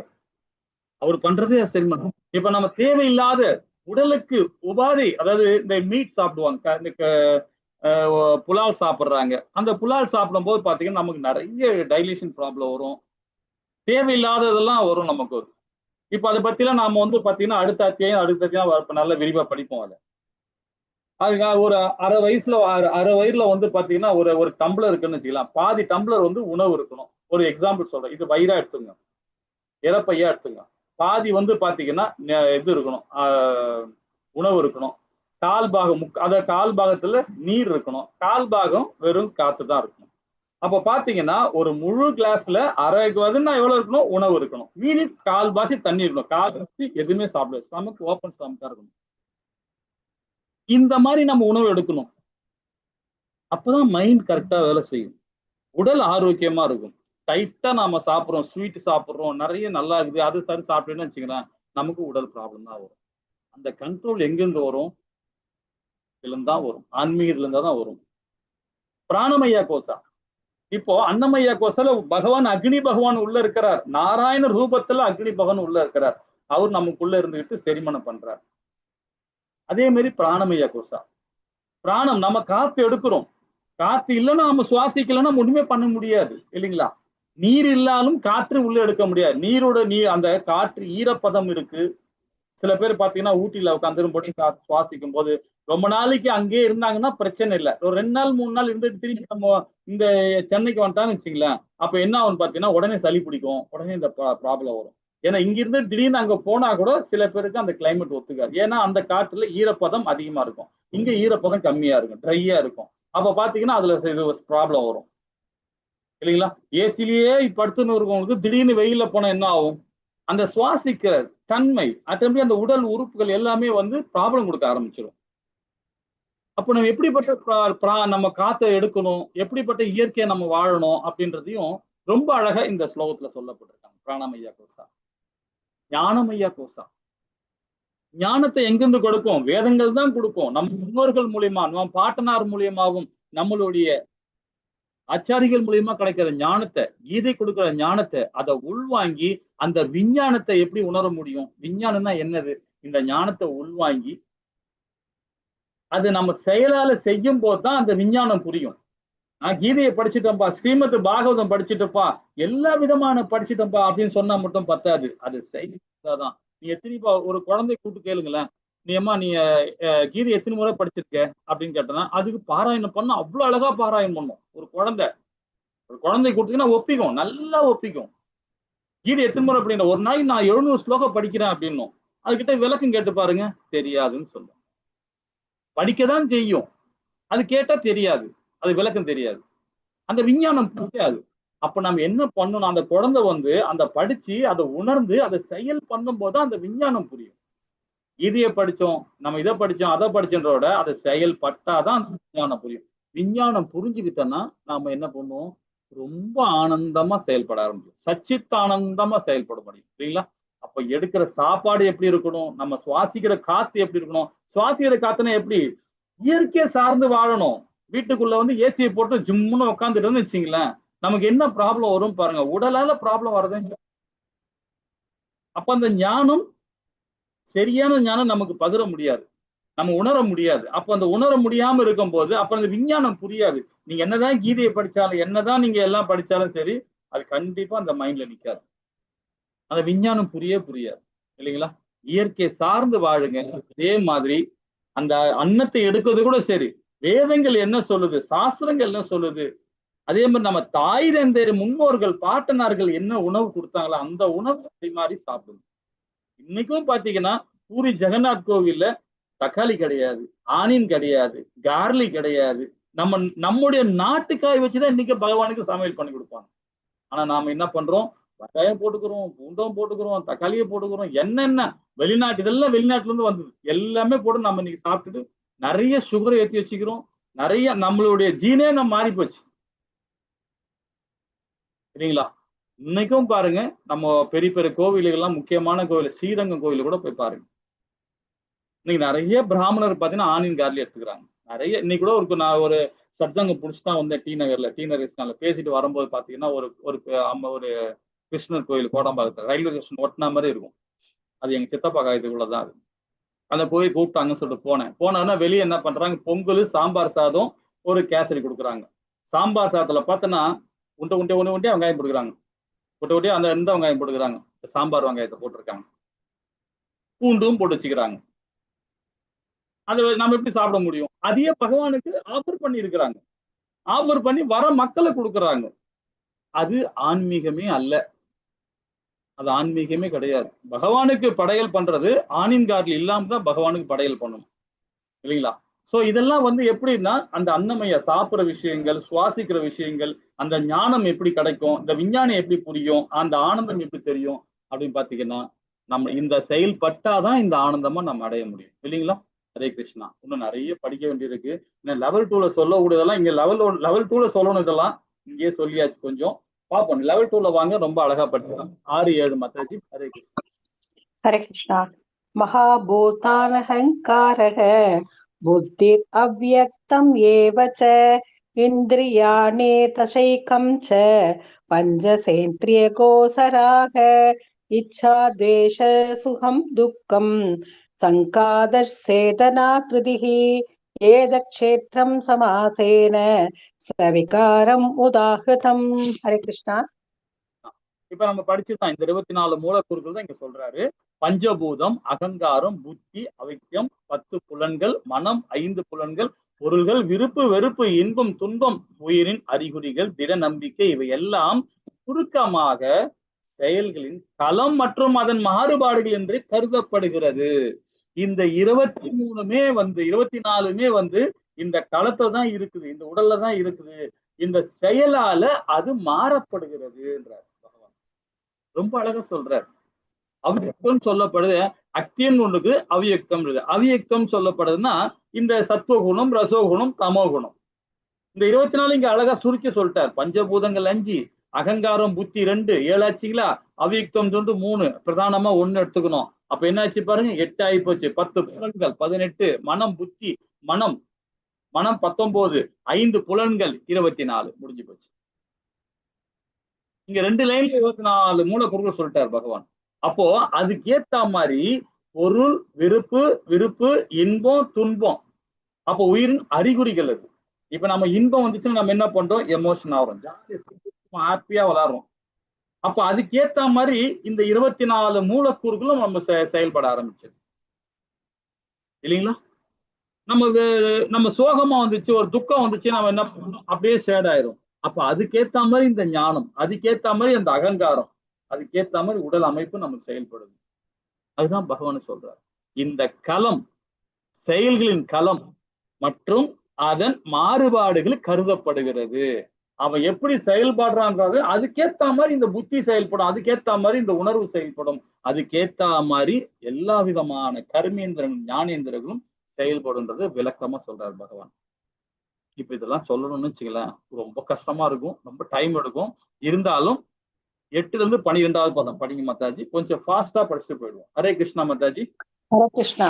அமானித்வம் மதம் பித்வம் ஹைம்சா சாட்சிர் ஆர்ஜவம் ஆச்சாரியோபாசனம் சௌசம் தைரியம் ஆத்ம விநிகிரஹ இந்திரியார்த்தேஷு வைராக்யம் அனங்கார ஏவ ச ஜன்ம மிருத்யுஜரா வியாதி துக்க தோஷானுதர்ஷனம் அசக்திர் அனபிஷ்வங்கः புத்திர தாராக்ராதிஷு நித்யம் ச சமசித்துத்வம் நிஷ்டானிஷ்டோ பத்திஷு மயி சானன்யக்யோகேன பக்திர் அவ்யபிசாரிணி விவிக்த தேச சேவித்யம் அரசிர்ஜன சம்சதி அத்தியாத்ம ஞான நித்யத்வம் தத்துவ ஞானார்த்த தர்ஷனம் ஏத ஞானமிதி புரோக்தம் அஜ்ஞானம் யததோ அன்யதா. ஹரே கிருஷ்ணா. ஹரே கிருஷ்ணா மாதாஜி. இந்த 5 பதங்கள் பாருங்க, ரொம்ப அழகா பகவான் சொல்றாரு. இது எல்லாமே பாத்தீங்கன்னா இதுல என்ன சொல்லப்படுதுன்னா, நான் ஞானமாக அறிவிக்கிறேன்றார். இந்த எல்லா செயல்பாடுமே நான் ஞானமாக அறிவிக்கிறேன் அப்படின்றார். அடக்கம், கர்வன்மை, அகிம்சை, பொறுமை, எளிமை, இந்த 5மே பாருங்களேன், இந்த 5மே ஒன்னோட ஒண்ணு சம்பந்தப்பட்டிருக்கு. சாதாரணமா சொல்றேன் கேளுங்களேன், எளிமையா இருக்குன்னு வச்சுங்களேன், ஆட்டோமேட்டிக்கா நமக்கு என்ன வரும், பொறுமை வந்துடும். இப்ப பொறுமை வரும்போது அந்த கர்வமே இல்லாம ஆயிடும். நம்ம அடக்கத்தோட இருந்தாவே போதும் இல்லைங்களா? இந்த 5மே பாருங்க ரொம்ப அழகா சொல்லப்பட்டிருக்காரு. இந்த 5ல ஏதாவது ஒண்ணு நாம ஃபாலோ பண்ணாவே போதும். பொறுமை இருக்கணும், அதே மாதிரி எளிமை இருக்கணும், கர்வம் இருக்கக்கூடாது, அடக்கத்தோடு இருக்கணும். இந்த 5ம். இதுக்கு அப்புறம் பாருங்க, அங்கீகரிக்கப்பட்ட ஆன்மீக குருவை அணுகுதல். சாது சங்கத்துல நாம அணுகணும். எப்பவுமே சாது சங்கத்துல சம்பந்தம் வச்சுக்கிட்டு இருக்கணும். அவங்களுடைய அந்த சங்கத்துல நாம இருந்துகிட்டே இருக்கணும். இப்ப இந்த கிளாஸ்ல எத்தனை பேர் வரைக்கும் தெரியாது, ஆனா லைஃப் லாங் வரைக்கும் நம்ம இதை டிராவல் பண்ணிட்டே இருந்தோம்னா நிறைய விஷயங்கள் நமக்கு ஞானம் கொடுக்கும். ஏன்னா எப்பவுமே சத் சங்கத்துல எப்பவுமே தொடர்புல இருந்துகிட்டே இருந்தோம்னு வச்சுங்களேன், அவ்வளோ ஒரு எனர்ஜி நமக்கு கிடைக்கும். சத்தங்கள்ல இருக்கும்போது நம்ம நிறைய ப்ராப்ளம் இருக்கும், நிறைய இன்பம் இருக்கும். இந்த மாதிரி இருக்கும்போது சத்தங்களை நம்ம கலந்துக்கும் போது பாத்தீங்கன்னா விஷயங்கள் நமக்கு மாற்றம் இருக்கும். அப்ப எங்க இருந்து வரும் இதெல்லாம்? ஒரு குரு கிட்ட தான் நமக்கு கிடைக்கும் இல்லைங்களா? அதே மாதிரி தூய்மை, தளராமை, சுய கட்டுப்பாடு, புலன்கிளர்ச்சி, பொருட்களை துரத்தல். இந்த 4மே பாருங்க, இந்த 5மே பாருங்க, தவறா சொல்றேன், 4மே பாருங்க. தூய்மை, தளராமை. தூய்மைன்னு சொல்லும் போது நம்ம பேசுற விஷயங்கள், நம்ம உடல் சார்ந்த விஷயங்கள் இல்லைங்களா, இதுல நம்ம தூய்மையா இருக்கணும். தளராமை, எதுக்குமே நம்ம அஞ்சவே தேவையில்லை. நம்ம ஒரு என்னடா நம்ம தம்பி இப்படி பேசிட்டானே, நம்ம அப்பா இப்படி பேசிட்டாரு, மனைவி பேசிட்டாங்களே, கணவன் பேசிட்டாங்களே, இந்த மாதிரி நம்ம அதை நினைச்சு நினைச்சு நம்ம என்ன பண்ணுவோம், அப்படியே மனசு உடைஞ்சு அப்படியே டவுன் ஆயிடுவோம். அவங்க கர்மா அவங்க பேசுறாங்க, நாம கேட்கிற கர்மா நம்ம கேட்கிறோம், அவ்வளவுதான். அதோட பாஸ்ட் போயிட்டே இருக்கணும். அதை நீங்க உள்வாங்கிட்டீங்கன்னா உங்களுடைய செயல்பாடு டவுன் ஆகும். தளராமை, தைரியமா இருக்கணும். அவங்க என்ன பேசினாலும் பேசி போட்டோம், நாம ஏன் பேசணும், பேசாம அமைதியா இருக்கணும் இல்லைங்களா? அதே மாதிரி சுய கட்டுப்பாடு எங்க இருந்து வருது பாருங்க. அவங்க பேசும்போது பேசிட்டே போட்டோம், நாம பேசலும் போது நம்ம என்ன பண்ணுவோம், டயர்டாகி போயிடுவோம். அவங்க உள்வாங்கிட்ட போரு அந்த சுய கட்டுப்பாடு இருக்கணும். புலன்கிளர்ச்சி பொருட்களை துரத்தல் இருக்கும். பொய் அகங்காரம் கூடாது. அகங்காரம் இருக்கலாம். பொய் அகங்காரம் சொல்றதே பாத்தீங்கன்னா இந்த பௌதிக சம்பந்தப்பட்டதுதான். அகங்காரம்ன்றது பாத்தீங்கன்னா பகவானுக்கு சேவை பண்ணணும், நல்ல பகவானுக்கு செயல் பண்ணணும், நம்ம மனைவிக்கு நல்லபடியா துணிமணி வாங்கி கொடுக்கணும், நல்லபடியா அவங்கள பாத்துக்கணும், இதெல்லாம் அகங்காரம். பிள்ளைகள் நல்வழியில வளர்க்கணும், இதெல்லாம் அகங்காரம். அவங்க எப்படி பண்ணாலும் பரவாயில்லப்பா, நான் சம்பாதிக்கிறேன், எப்பா நான் கொடுக்க வேண்டியதை கொடுத்துட்டேன், இந்தா மனைவி வச்சுக்கோ, இந்த 10,000 ரூபாய் 20,000 ரூபாய் 50,000 1,00,000 இந்த வீட்டுக்கு தேவையானோடு என்னை விட்டு அப்படின்னு நினைக்குது. அது என்னது? பொய் அகங்காரம் இல்லைங்களா? அகங்காரம் இல்லாமல் இருத்தல், பிறப்பு இறப்பு முதுமை அத நோய், இந்த 4 விதமான சம்சார கடல்ல இருந்து நாமும் இந்த சாகரத்துல இருந்து வெளியே வரணும். பிறப்பும் வந்தாச்சு, இறப்பும் வரப்போகுது, முதுமை கண்டிப்பா வரும், நோயும் கண்டிப்பா வரும். என்னதான் நாம சாத்வீகமா சாப்பிட்டாலும் சரி, இறக்கும் போது நோய்வாடு தான் இறப்போம். அது வேதங்களே கொடுக்கப்பட்டாங்க இல்லைங்களா? மகர ரிஷி, ரமண ரிஷி பாருங்க, ரமண ரிஷி எப்படி இறக்கும் போது என்ன கேன்சர்ல வந்து இறந்தார். எல்லா மகாத்மாக்களும் பாருங்களேன், அவரை மாத்திரம் இல்லை, எல்லா மகாத்மாக்களுமே இறக்கும் போது நோய் வரதான் செய்யும் இல்லைங்களா? பிறப்பு இறப்பு முதுமை நோய் கண்டிப்பா இருக்கும். ஆகிய அந்த துன்பங்கள் இருந்து கவனித்தல், குழந்தை மனைவி வீடு மற்றும் இதர பந்தத்திலிருந்து விடுபட்டு இருத்தல், இது ரொம்ப இம்பார்ட்டன்ட். என்ன சொல்லப்பா, குழந்தைகள்லாம் விட்டு பேசக்கூடாதுன்றீங்க, மனைவி கிட்ட பேசக்கூடாதுன்றீங்க, வீடெல்லாம் இது விடுபட்ட தன்மையா சொல்ல எப்படிங்க இருக்க முடியும்? பந்தத்துல எப்படி இருக்கணும்? பந்தத்தோடு இருக்கணும், ஆனா பற்றற்ற தன்மையா இருக்கணும். பற்று இருந்ததுன்னா மனைவிக்குள்ள என்ன பிரச்சனை இருக்கு, என்ன மாதிரி அவங்க செயல்படுறாங்க, ஏன் இன்பமா இருக்காங்க, ஏன் துன்பமா இருக்காங்கன்னு உள்ள ரொம்ப நம்ம ஆராய போனச்சுங்களேன், அவங்களுடைய வாழ்க்கையை நாம உள்ள புகுந்து அவங்கள சிதைக்கிறோம். நம்ம போகக்கூடாது. அவங்களுக்கும் தனி சுதந்திரம் பகவான் கொடுத்திருக்கிறார். அவங்களும் வாழ வந்திருக்கிறாங்க, அவங்களும் வேதம் படிச்சுக்கிறாங்க, அவங்களுக்கும் தனி சுதந்திரம் இருக்கு இல்லைங்களா? குழந்தைக்கும் இருக்கு, மனைவியும் இருக்கு, கணவனுக்கும் இருக்கு. இது அந்த காலத்திலேயே சொல்லியாச்சு வேதங்கள்ல. நம்ம பற்றோட இருக்கனால நம்ம என்ன பண்றோம், அவங்களுக்கு ஏதாவது கொஞ்சம் ஒரு மாதிரி ஷேட் ஆயிட்டாங்கன்னா, என்னமாச்சு, என்ன பிரச்சனையா, என்னப்பா பிரச்சனையாப்பா ஆபீஸ்ல, இதுனாப்பா, இதை செய்யலாமாப்பா, அது செய்யலாம்ப்பா, இது செய்யலாமான்னு சொல்லிட்டு அதிகமாக பற்று இருக்கும்போது பாத்தீங்கன்னா கேட்கணும். ஆனா பற்றோட கேட்கக்கூடாது, பற்றற்ற தன்மையா கேட்கிறோம். என்னப்பா ஆபீஸ்ல பிரச்சனையா உனக்கு, சரி பாத்துக்கலாம் விடு, சரியாயிடும், பகவான் இருக்கார், செயல்படு அப்படின்னு. அந்த மாதிரி டைப்ல இருக்கணும். அதை விட்டுட்டு அவங்க நோண்டி நோண்டி நோண்டி நோண்டி கேட்டு என்ன ஆச்சுன்னு பிரச்சனைல போகக்கூடாது. இதெல்லாம் 2வது லெவலுக்கு வாங்க படிக்கலாம். அதே மாதிரி அதாவது என்ன சொல்ற, விருப்ப வெறுப்புகளின் சமநிலையில் இருக்கணும், என் மீது நித்தியமான கலங்கமற்ற பக்தி இருக்கணும். பகவானுக்கிட்ட கலங்கமற்ற பக்தி இருக்கணும், அனநிய பக்தி விடணும் பகவானுக்கு. தனிமையான வாழ விரும்புதல். மேக்சிமம் வந்து பாத்தீங்கன்னா இன்பம் வந்தாலும் சரி, துக்கம் வந்தாலும் சரி, தனிமையில போய் உட்காந்து அப்படியே கொஞ்சம் யோசனை பண்ணணும். ஏன் இந்த இன்பம் வந்தது, ஏன் இந்த துன்பம் வந்தது, அது ரெண்டுமே அனலைஸ் பண்ணணும். துன்பம் வந்தாதான் நம்ம அனலைஸ் பண்ணுவோம். இன்பம் வந்துச்சுக்கலாம், ஆஹா நம்ம செஞ்ச காரியத்தை சக்சஸ் தான் அப்படின்னு நினைச்சிட்டு இருப்போம். அதுவும் தவறுதான். எப்படி இந்த இன்பம் கிடைச்சது, எதால பணம் வந்தது, எப்படி வந்தது, அதை யோசனை பண்ணணும் இல்லைங்களா? அந்த சமநிலையோடு இருக்கணும். பொதுமக்கள் இருந்து விலகி இருத்தல், ஆத்ம ஞானத்தை முக்கியத்தை ஏற்றல், பரம சக்தியத்தை அறிவதற்கு தத்துவ ஆய்வு, இவை அனைத்துமே நான் ஞானமாக அறிவிக்கிறேன், இவற்றை தவிர மற்றவை அனைத்துமே அறியாமையாகும். ரொம்ப அழகா சொல்லிட்டார். இது விரிவா படிக்கணும்னா 3-4 நாள் ஆகும். அவ்வளவு விஷயங்கள் இதுல இருக்கு. நம்ம ஷார்ட்டா முடிச்சிட்டோம். 11வது பதம் மாதாஜி. ஹரே கிருஷ்ணா. ஹரே கிருஷ்ணா. கேயம் யத்தத் பரிவிக்ஷ்யாமி யஜ்ஞாவாம்ருதம் அனுஷ்யதே அநாதிமத் பரம் பிரம்ம ந சத்தன்னாசத் உச்யதே. ஹரே கிருஷ்ணா. ஹரே கிருஷ்ணா. தற்பொழுது எதை அறிவதால் நீ அமிர்தத்தை சுவைப்பாயோ அந்த அறியப்படும் பொருளை நான் உனக்கு விளக்குகிறேன். ஆரம்பம் இல்லாததும் எனக்கு கீழ்ப்பட்டதும் பிரம்மன் ஆத்மா என்று அழைக்கப்படுவதும் இது ஜட உலகில் காரணம் மற்றும் விளைவுகளுக்கு அப்பாற்பட்டு விளங்குதுன்றார். ரொம்ப அழகா சொல்றாரு பாருங்க. நமக்கு இருக்கிற அந்த ஞானம் பகவான் கொடுக்கிறாரு இல்லையா, அது அமிர்தம். அதை சுவைக்கணும்னா எப்படி சுவைக்கணும் பாருங்க. அப்போ என்ன மாதிரி சுவைக்கணும், இந்த பிரம்மன்னா என்ன, ஆத்மானா என்ன, ஆத்மாக்கு அடுத்த நிலை பிரம்ம, அது ஜீவாத்மோட அடுத்த நிலை என்ன, பிரம்ம நிலை தான். நம்ம பிரம்மன்னா பிரம்மலோகத்துக்கு போறது இல்லை, பிரம்ம நிலை அடுத்த நிலை பாத்தீங்கன்னா பகவானுடைய ஜோதியில், அதாவது அவருடைய லோகத்துக்கு போறது. இது ஒரு நிலை தான். ஆத்மா ஜீவாத்மா அடுத்த நிலை பிரம்ம நிலை அடையணும். பிரம்ம நிலை அடையணும்னா எப்படின்னா, இந்த உடலோட, இப்ப நாம 8வது அத்தியாயத்துல படிச்சோம் இல்லையா, பரத்தை அடைதலை பத்தி படிச்சோம் இல்லையா, கடைசி நேரத்துல உயிர் விடுற வரைக்குமே நமக்கு வந்து இந்த ஆத்மா விட்டு விடலை பிரிய வரைக்குமே நாம வந்து பகவானுக்கு முழு நேரம் பக்தி கொடுத்துக்கிட்டே இருந்தாதான் நாம பிரம்ம நிலையை அடைய முடியும். ஜடபரத கதையை நம்ம படிச்சோம் இல்லைங்களா, ஒரு நல்ல ஒரு நாட்டு சக்கரவர்த்தியா இருந்தார். கடைசியில என்ன, இறக்கும் போது மானம் நினைச்சார், போய் மானாவே பிறந்துட்டார். அதுமா அப்ப பிரம்ம நிலை அடைய முடியல. நல்ல ஒரு ஆன்மீகவாதி, நல்ல ஒரு சக்கரவர்த்தியா இருந்தவர். கடைசியில என்னாச்சு? மானா போறார்.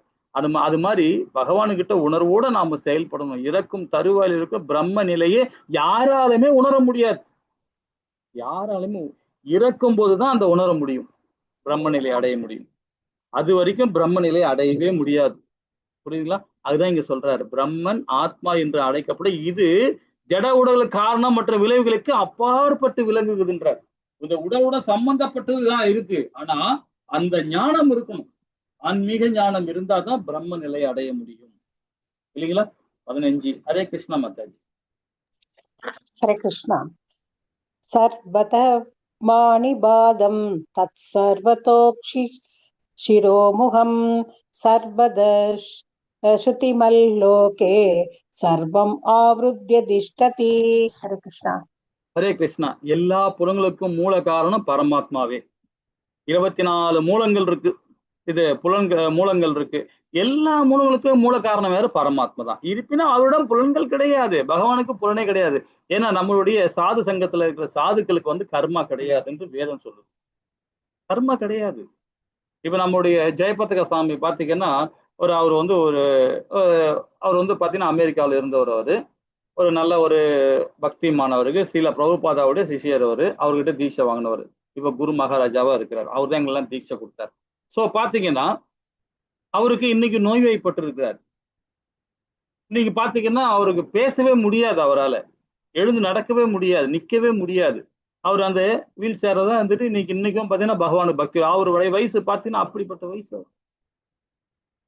இந்த வயசுலயும் வந்து பகவானுக்கு பக்தி கொடுத்துட்டு இருக்கார். இன்னமும் பாத்தீங்கன்னா அந்த வாய் பேச முடியாது அவருக்கு.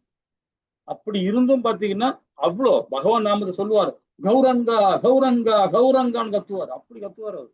பகவான் நாமத்தை அப்படி சொல்லுவார். அவங்களுக்கு கர்மா கிடையாது. அவங்களுக்கு புலன் இருக்கும். ஆனா கர்மா கிடையாது. நமக்கு எல்லாருக்குமே கர்மா இருக்கு. நம்ம என்ன செயல்படுறோமோ அது கர்மா இருக்கு. இல்லைங்களா? அப்போ எல்லா மூல காரணம் பரமாத்மா. இருப்பினும் அவரிடம் புலன்கள் கிடையாது. அப்ப அவரே எல்லா உயிர்வாளியும் பராமரிப்பவர். இருப்பினும் அவர் பற்றற்றவராக உள்ளார். அவர் இயற்கை குணங்களுக்கு அப்பாற்பட்டவர். அதே சமயத்தில் ஜட இயற்கையின் எல்லா குணங்களுக்கும் அவரே எஜமானர். எப்படி இது பாருங்க. இந்த முக்குணங்கள் இதை நாளைக்கு படிக்க போறோம். இந்த முக்குணங்களை பத்தி நாளைக்கு சிறப்பா படிக்க போறோம். ரொம்ப அருமையான அத்தியாயம் நாளைக்குள்ள பார்க்கணும். ஞான யுகத்துல 2வது அத்தியாயம் எப்படி நம்ம செயல் பண்ணோன்றது ரொம்ப அழகா சொல்ல போறார். ஹரே கிருஷ்ண மாதாஜி. 16வது பதம். பகிர் அந்தஸ்ச பூதானாம் அசரம் சரம் ஏவச சூக்ஷ்மத்வாத் தத் அபிஜ்ஞேயம் தூரஸ்தம் சாந்திகே சதத். ஹரே கிருஷ்ணா. ஹரே கிருஷ்ணா மாதாஜி. ஹரே கிருஷ்ணா. பரம உண்மை எல்லா உயிர்வாளிகளும் உள்புறமும் உள்ளார். அசைவன மற்றும் அசையாவற்றையும் உள்ளார். அவர் சூட்சமானவர் என்பதால் ஜடப்புலங்கள் வலிமையால் காண்போருக்கோ அறிவோருக்கோ அப்பாற்பட்டவர். மிக மிக தொலைவில் இருப்பினும் அவர் அனைவர் அருகிலும் உள்ளார். இல்லைங்களா? பாத்தீங்கன்னா இன்னைக்கு என்ன நாள்? நேற்று ஏகாதேசி, இன்னைக்கு துவாதேசி. காலையில என்ன பண்ணோம்? எல்லார் வீட்லயும் அந்த விரதத்தை கம்ப்ளீட் பண்ணோம். நெய்வேத்தியம் பண்ணோம் பகவானுக்கு. நிறைய பகவானுக்கு பிரசாதம் பண்ணி பகவானுக்கு நெய்வேத்தியம் பண்ணோம். ஆனா ஒரே டைம்ல இந்த குறிப்பிட்ட டைம்ல மட்டும் எல்லாருக்கும் அந்த விரதத்தை முடிக்கணும், கம்ப்ளீட் பண்ணணும். ஒரு 7:30 மணிக்கு முடிக்கணும், 8 மணிக்கு முடிக்கணும், 9 மணிக்கு ஒரு ஊருக்கு தகுந்த மாதிரி வச்சிருக்காங்க, டைம் வச்சுக்கிறாங்க.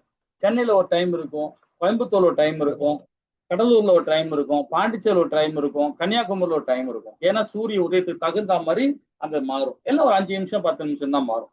ஸோ அதை கம்ப்ளீட் பண்றோம் பாத்தீங்களா? எல்லார் வீட்லயுமே ஒரே டைம்ல பகவான் வருவாரா? அவர் பாருங்க எல்லா இடத்துலயும் இருக்கிறார். எல்லார் வீட்லயும் நெய்வேத்தியம் பண்ணும் போது அந்த பிரசாதத்தை அவர் ஏத்துக்கிறார். இல்லைங்களா? ஆனா தூர்தான் இருக்கிறார். எங்கேயோ ஒரு இடத்துல இருக்கிறார். ஆனா நமக்குள்ளேயும் இருக்கிறார். நமக்கு அருவத்தன்மையும் இருக்கிறார். அதுதான் இந்த இடத்துல ரொம்ப அழகா குறிக்கிறார். ஜடப்புலங்கள் வலிமையால் காண்பதற்கு அறிவதற்கு அப்பாற்பட்டவர். இந்த பௌதிக தன்மையோடு இருக்கும் போது, உடல் சார்ந்த செயல்படும் போது பாத்தீங்கன்னா அவரை பார்க்கவே முடியாது, அவரை உணரவே முடியாது. அப்ப அவர் எங்கேயோ இருக்கார் அப்படிதான் நம்ம நினைச்சுப்போம். ஆனா அதே ஆன்மீக தன்மையோடு பகவானுக்கு நெய்வேத்தியம் பண்ணும் போது பாத்தீங்கன்னா, கிருஷ்ணா வச்சுட்டேன், கிருஷ்ணா உனக்கு பிரசாதம் வச்சிருக்கேன், பாயாசம் வச்சிருக்கேன், லட்டு வச்சிருக்கேன், ஜிலேபி வச்சிருக்கேன், சாப்பிட்டு கிருஷ்ணா அப்படின்னுவான் ஒரு பக்தன். பக்கத்துல இருக்க மாதிரி பேசுவான். ஏன்னா அந்த உணர்வு வந்துடும். அந்த உணர்வு வர வைக்கும் ஆன்மீகம். இதுதான் அனநிய பக்தி, கலப்படமற்ற பக்தி. இது அந்த கலப்படமே இருக்காது, அந்த தன்மையில இருக்கும். பகவான் நம்ம கண்ணுக்கே தெரிய மாட்டார், ஆனாலும் பக்கத்துல தான் நிக்கிறார். இந்த பாயாசம் சூப்பரா பண்ணி வச்சுக்கிறேன், சாப்பிடு அப்படின்னுவான் பக்தன். அதையும் வாங்கி சாப்பிடுவார் பகவான். அதுதான் இங்க ரொம்ப அழகா சொல்றார். மிக மிக தொலைவில் இருப்பினும் அவர் அனைவரும் அருகிலும் உள்ளார் பகவான் அப்படின்றார் இல்லைங்களா. ஹரே கிருஷ்ணா. 18வது பதம் மாதாஜி. ஹரே கிருஷ்ணா. ஹரே கிருஷ்ணா. ஜோதிஷ் ஜோதிஷ் தமசக பரம் உச்யதே ஞானம் ஞேயம் ஞானகம்யம் கிருதி சர்வஸ்ய விசிஷ்டிதம். சவுண்ட் கேட்கல மாதாஜி. ஹரே கிருஷ்ணா. ஹரே கிருஷ்ணா. மத்தவங்க கேக்குதா? ஹரே கிருஷ்ணா. சரி. பிரகாசிக்கும் பொருள்கள் எல்லாவற்றையும் மூலம் அவரே. அவர் ஜடத்தின் இருட்டிற்கு அப்பாற்பட்டவராகவும் தோன்றாதவராகவும் உள்ளார். அவரே அறிவாகவும் அறியப்படும் பொருளாகவும் அறிவின் இலக்காகவும் உள்ளார். அவர் ஒவ்வொருடைய இதயத்திலும் வீற்றுள்ளார். பரம புருஷர் பகவான் எல்லாருடைய இதயத்திலும் வீற்றிருக்கார் இல்லைங்களா. எல்லாருடைய, நமக்கு மாத்திரம் இல்ல, 84 லட்சம் ஜீவராசி இதயத்துக்குள்ள பரமாத்மா இருக்கிறார். புழு பூச்சியிலிருந்து எல்லாத்திலும் இருக்கார் பகவான். இதுலதான் இல்ல அவர். ரொம்ப அழகா இந்த இந்த சொல்லிக் கொடுக்குது நமக்கு. 18, 19. ஹரே கிருஷ்ணா மாதாஜி. ஹரே கிருஷ்ணா. ஒண்ணும் இல்லை, நீங்க பேசும்போது கால் வந்திருக்கு, வேற ஒண்ணு. சரி சரி சரி. இது கஷேத்ரம் ததா ஞானம் ஞேயம் சோக்தம் சமாசதக மத் பக்தயேதத் விஜ்ஞாய மத் பாவாயோபபத்யதே. ஹரே கிருஷ்ணா. ஹரே கிருஷ்ணா.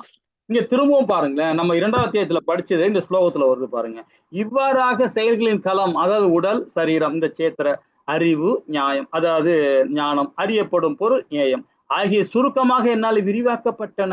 ஆனா எனது பக்தர்கள் மட்டுமே இவற்றை முழுமையாக புரிந்து கொண்டு எனது இயற்கையை அடைய முடியும் என்றார் பகவான் இல்லைங்களா. பிறப்பு இறப்பு முதுமை நோய் கண்டிப்பா நமக்கு உண்டு. இந்த அறிவுனா என்ன, இந்த ஞானம்னா என்ன, நியாயம்னா என்ன நம்ம புரிஞ்சுக்கிட்டோம் பாத்தீங்களா. இவன் தான் பகவானுடைய பக்தி, பகவானுடைய பரலோகத்தை அடைய முடியும் இந்த ஆத்மாக்கள் அப்படின்றத இந்த பதம் நம்ம சொல்றார். அடுத்த பதம் பாருங்க, ரொம்ப அற்புதமா இருக்கும். ஹரே கிருஷ்ணா மாதாஜி. 20 மாதாஜி. ஹரே கிருஷ்ணா. விக்ருதிம் புருஷம் சைவ வித்யானதி உபாவபி விகாராம் சைவ குணாம் சைவ வித்தி விக்ருதி சம்பவான். ஹரே கிருஷ்ணா. ஹரே கிருஷ்ணா. ஜட இயற்கையும் உயிர் வாழிலும் ஆரம்பமற்றவை என்பதை புரிந்து கொள்ள வேண்டும். அவர்களது மற்றவர்களுக்கும் ஜடத்தின் குணங்களுக்கும் கூட தவறா சொல்லிட்டேன், ஜடத்தின் குணங்களும் ஜட இயற்கையின் உற்பத்தி பொருள்களே. அதாவது ஜட இயற்கையும் உயிர் வாழி இல்லைங்களா. இப்ப ஜட இயற்கைன்னு சொல்லும் போது இந்த உடல் சம்பந்த பௌதிக சம்பந்தப்பட்ட விஷயம் தான் அது. அப்ப இந்த உயிர் வாழி நாமம் இல்லைங்களா, ஆரம்பமற்றவை. இதுக்கு முடிவே கிடையாது, ஆரம்பம் கிடையாது. இதுக்கு பிறக்கிறோம் இறக்குறோம், பிறக்கிறோம் இறக்குறோம், பிறக்கிறோம் இறக்குறோம் இல்லைங்களா. அப்ப அது ஆரம்பமே கிடையாது என்பதை புரிந்து கொள்ள வேண்டும். அவர்களது மாற்றங்களும் ஜடத்தின் குணங்களுக்கு, அதாவது இந்த உடலுக்கு எது நல்லது எது கெட்டதுன்னு தெரிஞ்சுக்கிட்டு செயல்படுறவன் ஆன்மீகவாதி இல்லைங்களா. தவறாதவன், தவறக்கூடியவன் எப்படி பாத்தீங்கன்னா அவனுக்கு மாற்றம் வந்துகிட்டே இருக்கும். திருப்பி பிறப்பு பிறப்பு பிறப்பு மாறி மாறி மாறி பிறந்துகிட்டே வருவான். அதுதான் போனோம். அவனுக்கு அந்த குணத்துக்கு தகுந்த மாதிரி அவனுக்கு உடல் கிடைக்குது, குணத்துக்கு தகுந்த மாதிரி அவன் செயல்படுறான், குணத்துக்கு தகுந்த மாதிரி அந்த உடல்கள் மாற்றம் ஏற்படுகிறது அப்படின்றார் பகவான். இதுல அவங்களோட மாற்றங்களும் ஜட குணங்களுக்கும் ஜட இயற்கை உற்பத்தி பொருளே அப்படின்றார். நீ அடுத்த பிறவி மனுஷனா பிறக்கணுமா, அனிமலா பிறக்கணுமா, மரமா பிறக்கணுமா, இல்ல பிறவியே வேண்டாம்னு நினைக்கணுமா, அது எப்படி வரும்? நம்மளுடைய செயலால. இது பகவானையோ அப்பா அம்மாவோ அண்ணன் தம்பியோ சகோதரனோ வேற்றுமையாலோ இதெல்லாம் யாருமே சம்பந்தம் கிடையாது. நாம தான் அது காரணம். நாம தான் அந்த குணத்துக்கு தகுந்த மாதிரி நம்ம அடுத்த உடல் நம்ம தீர்மானிக்கிறோம் இல்லைங்களா. இதுதான் இந்த பதம் சொல்லி கொடுக்கிறார் பகவான். 21 மாதாஜி. ஹரே கிருஷ்ணா.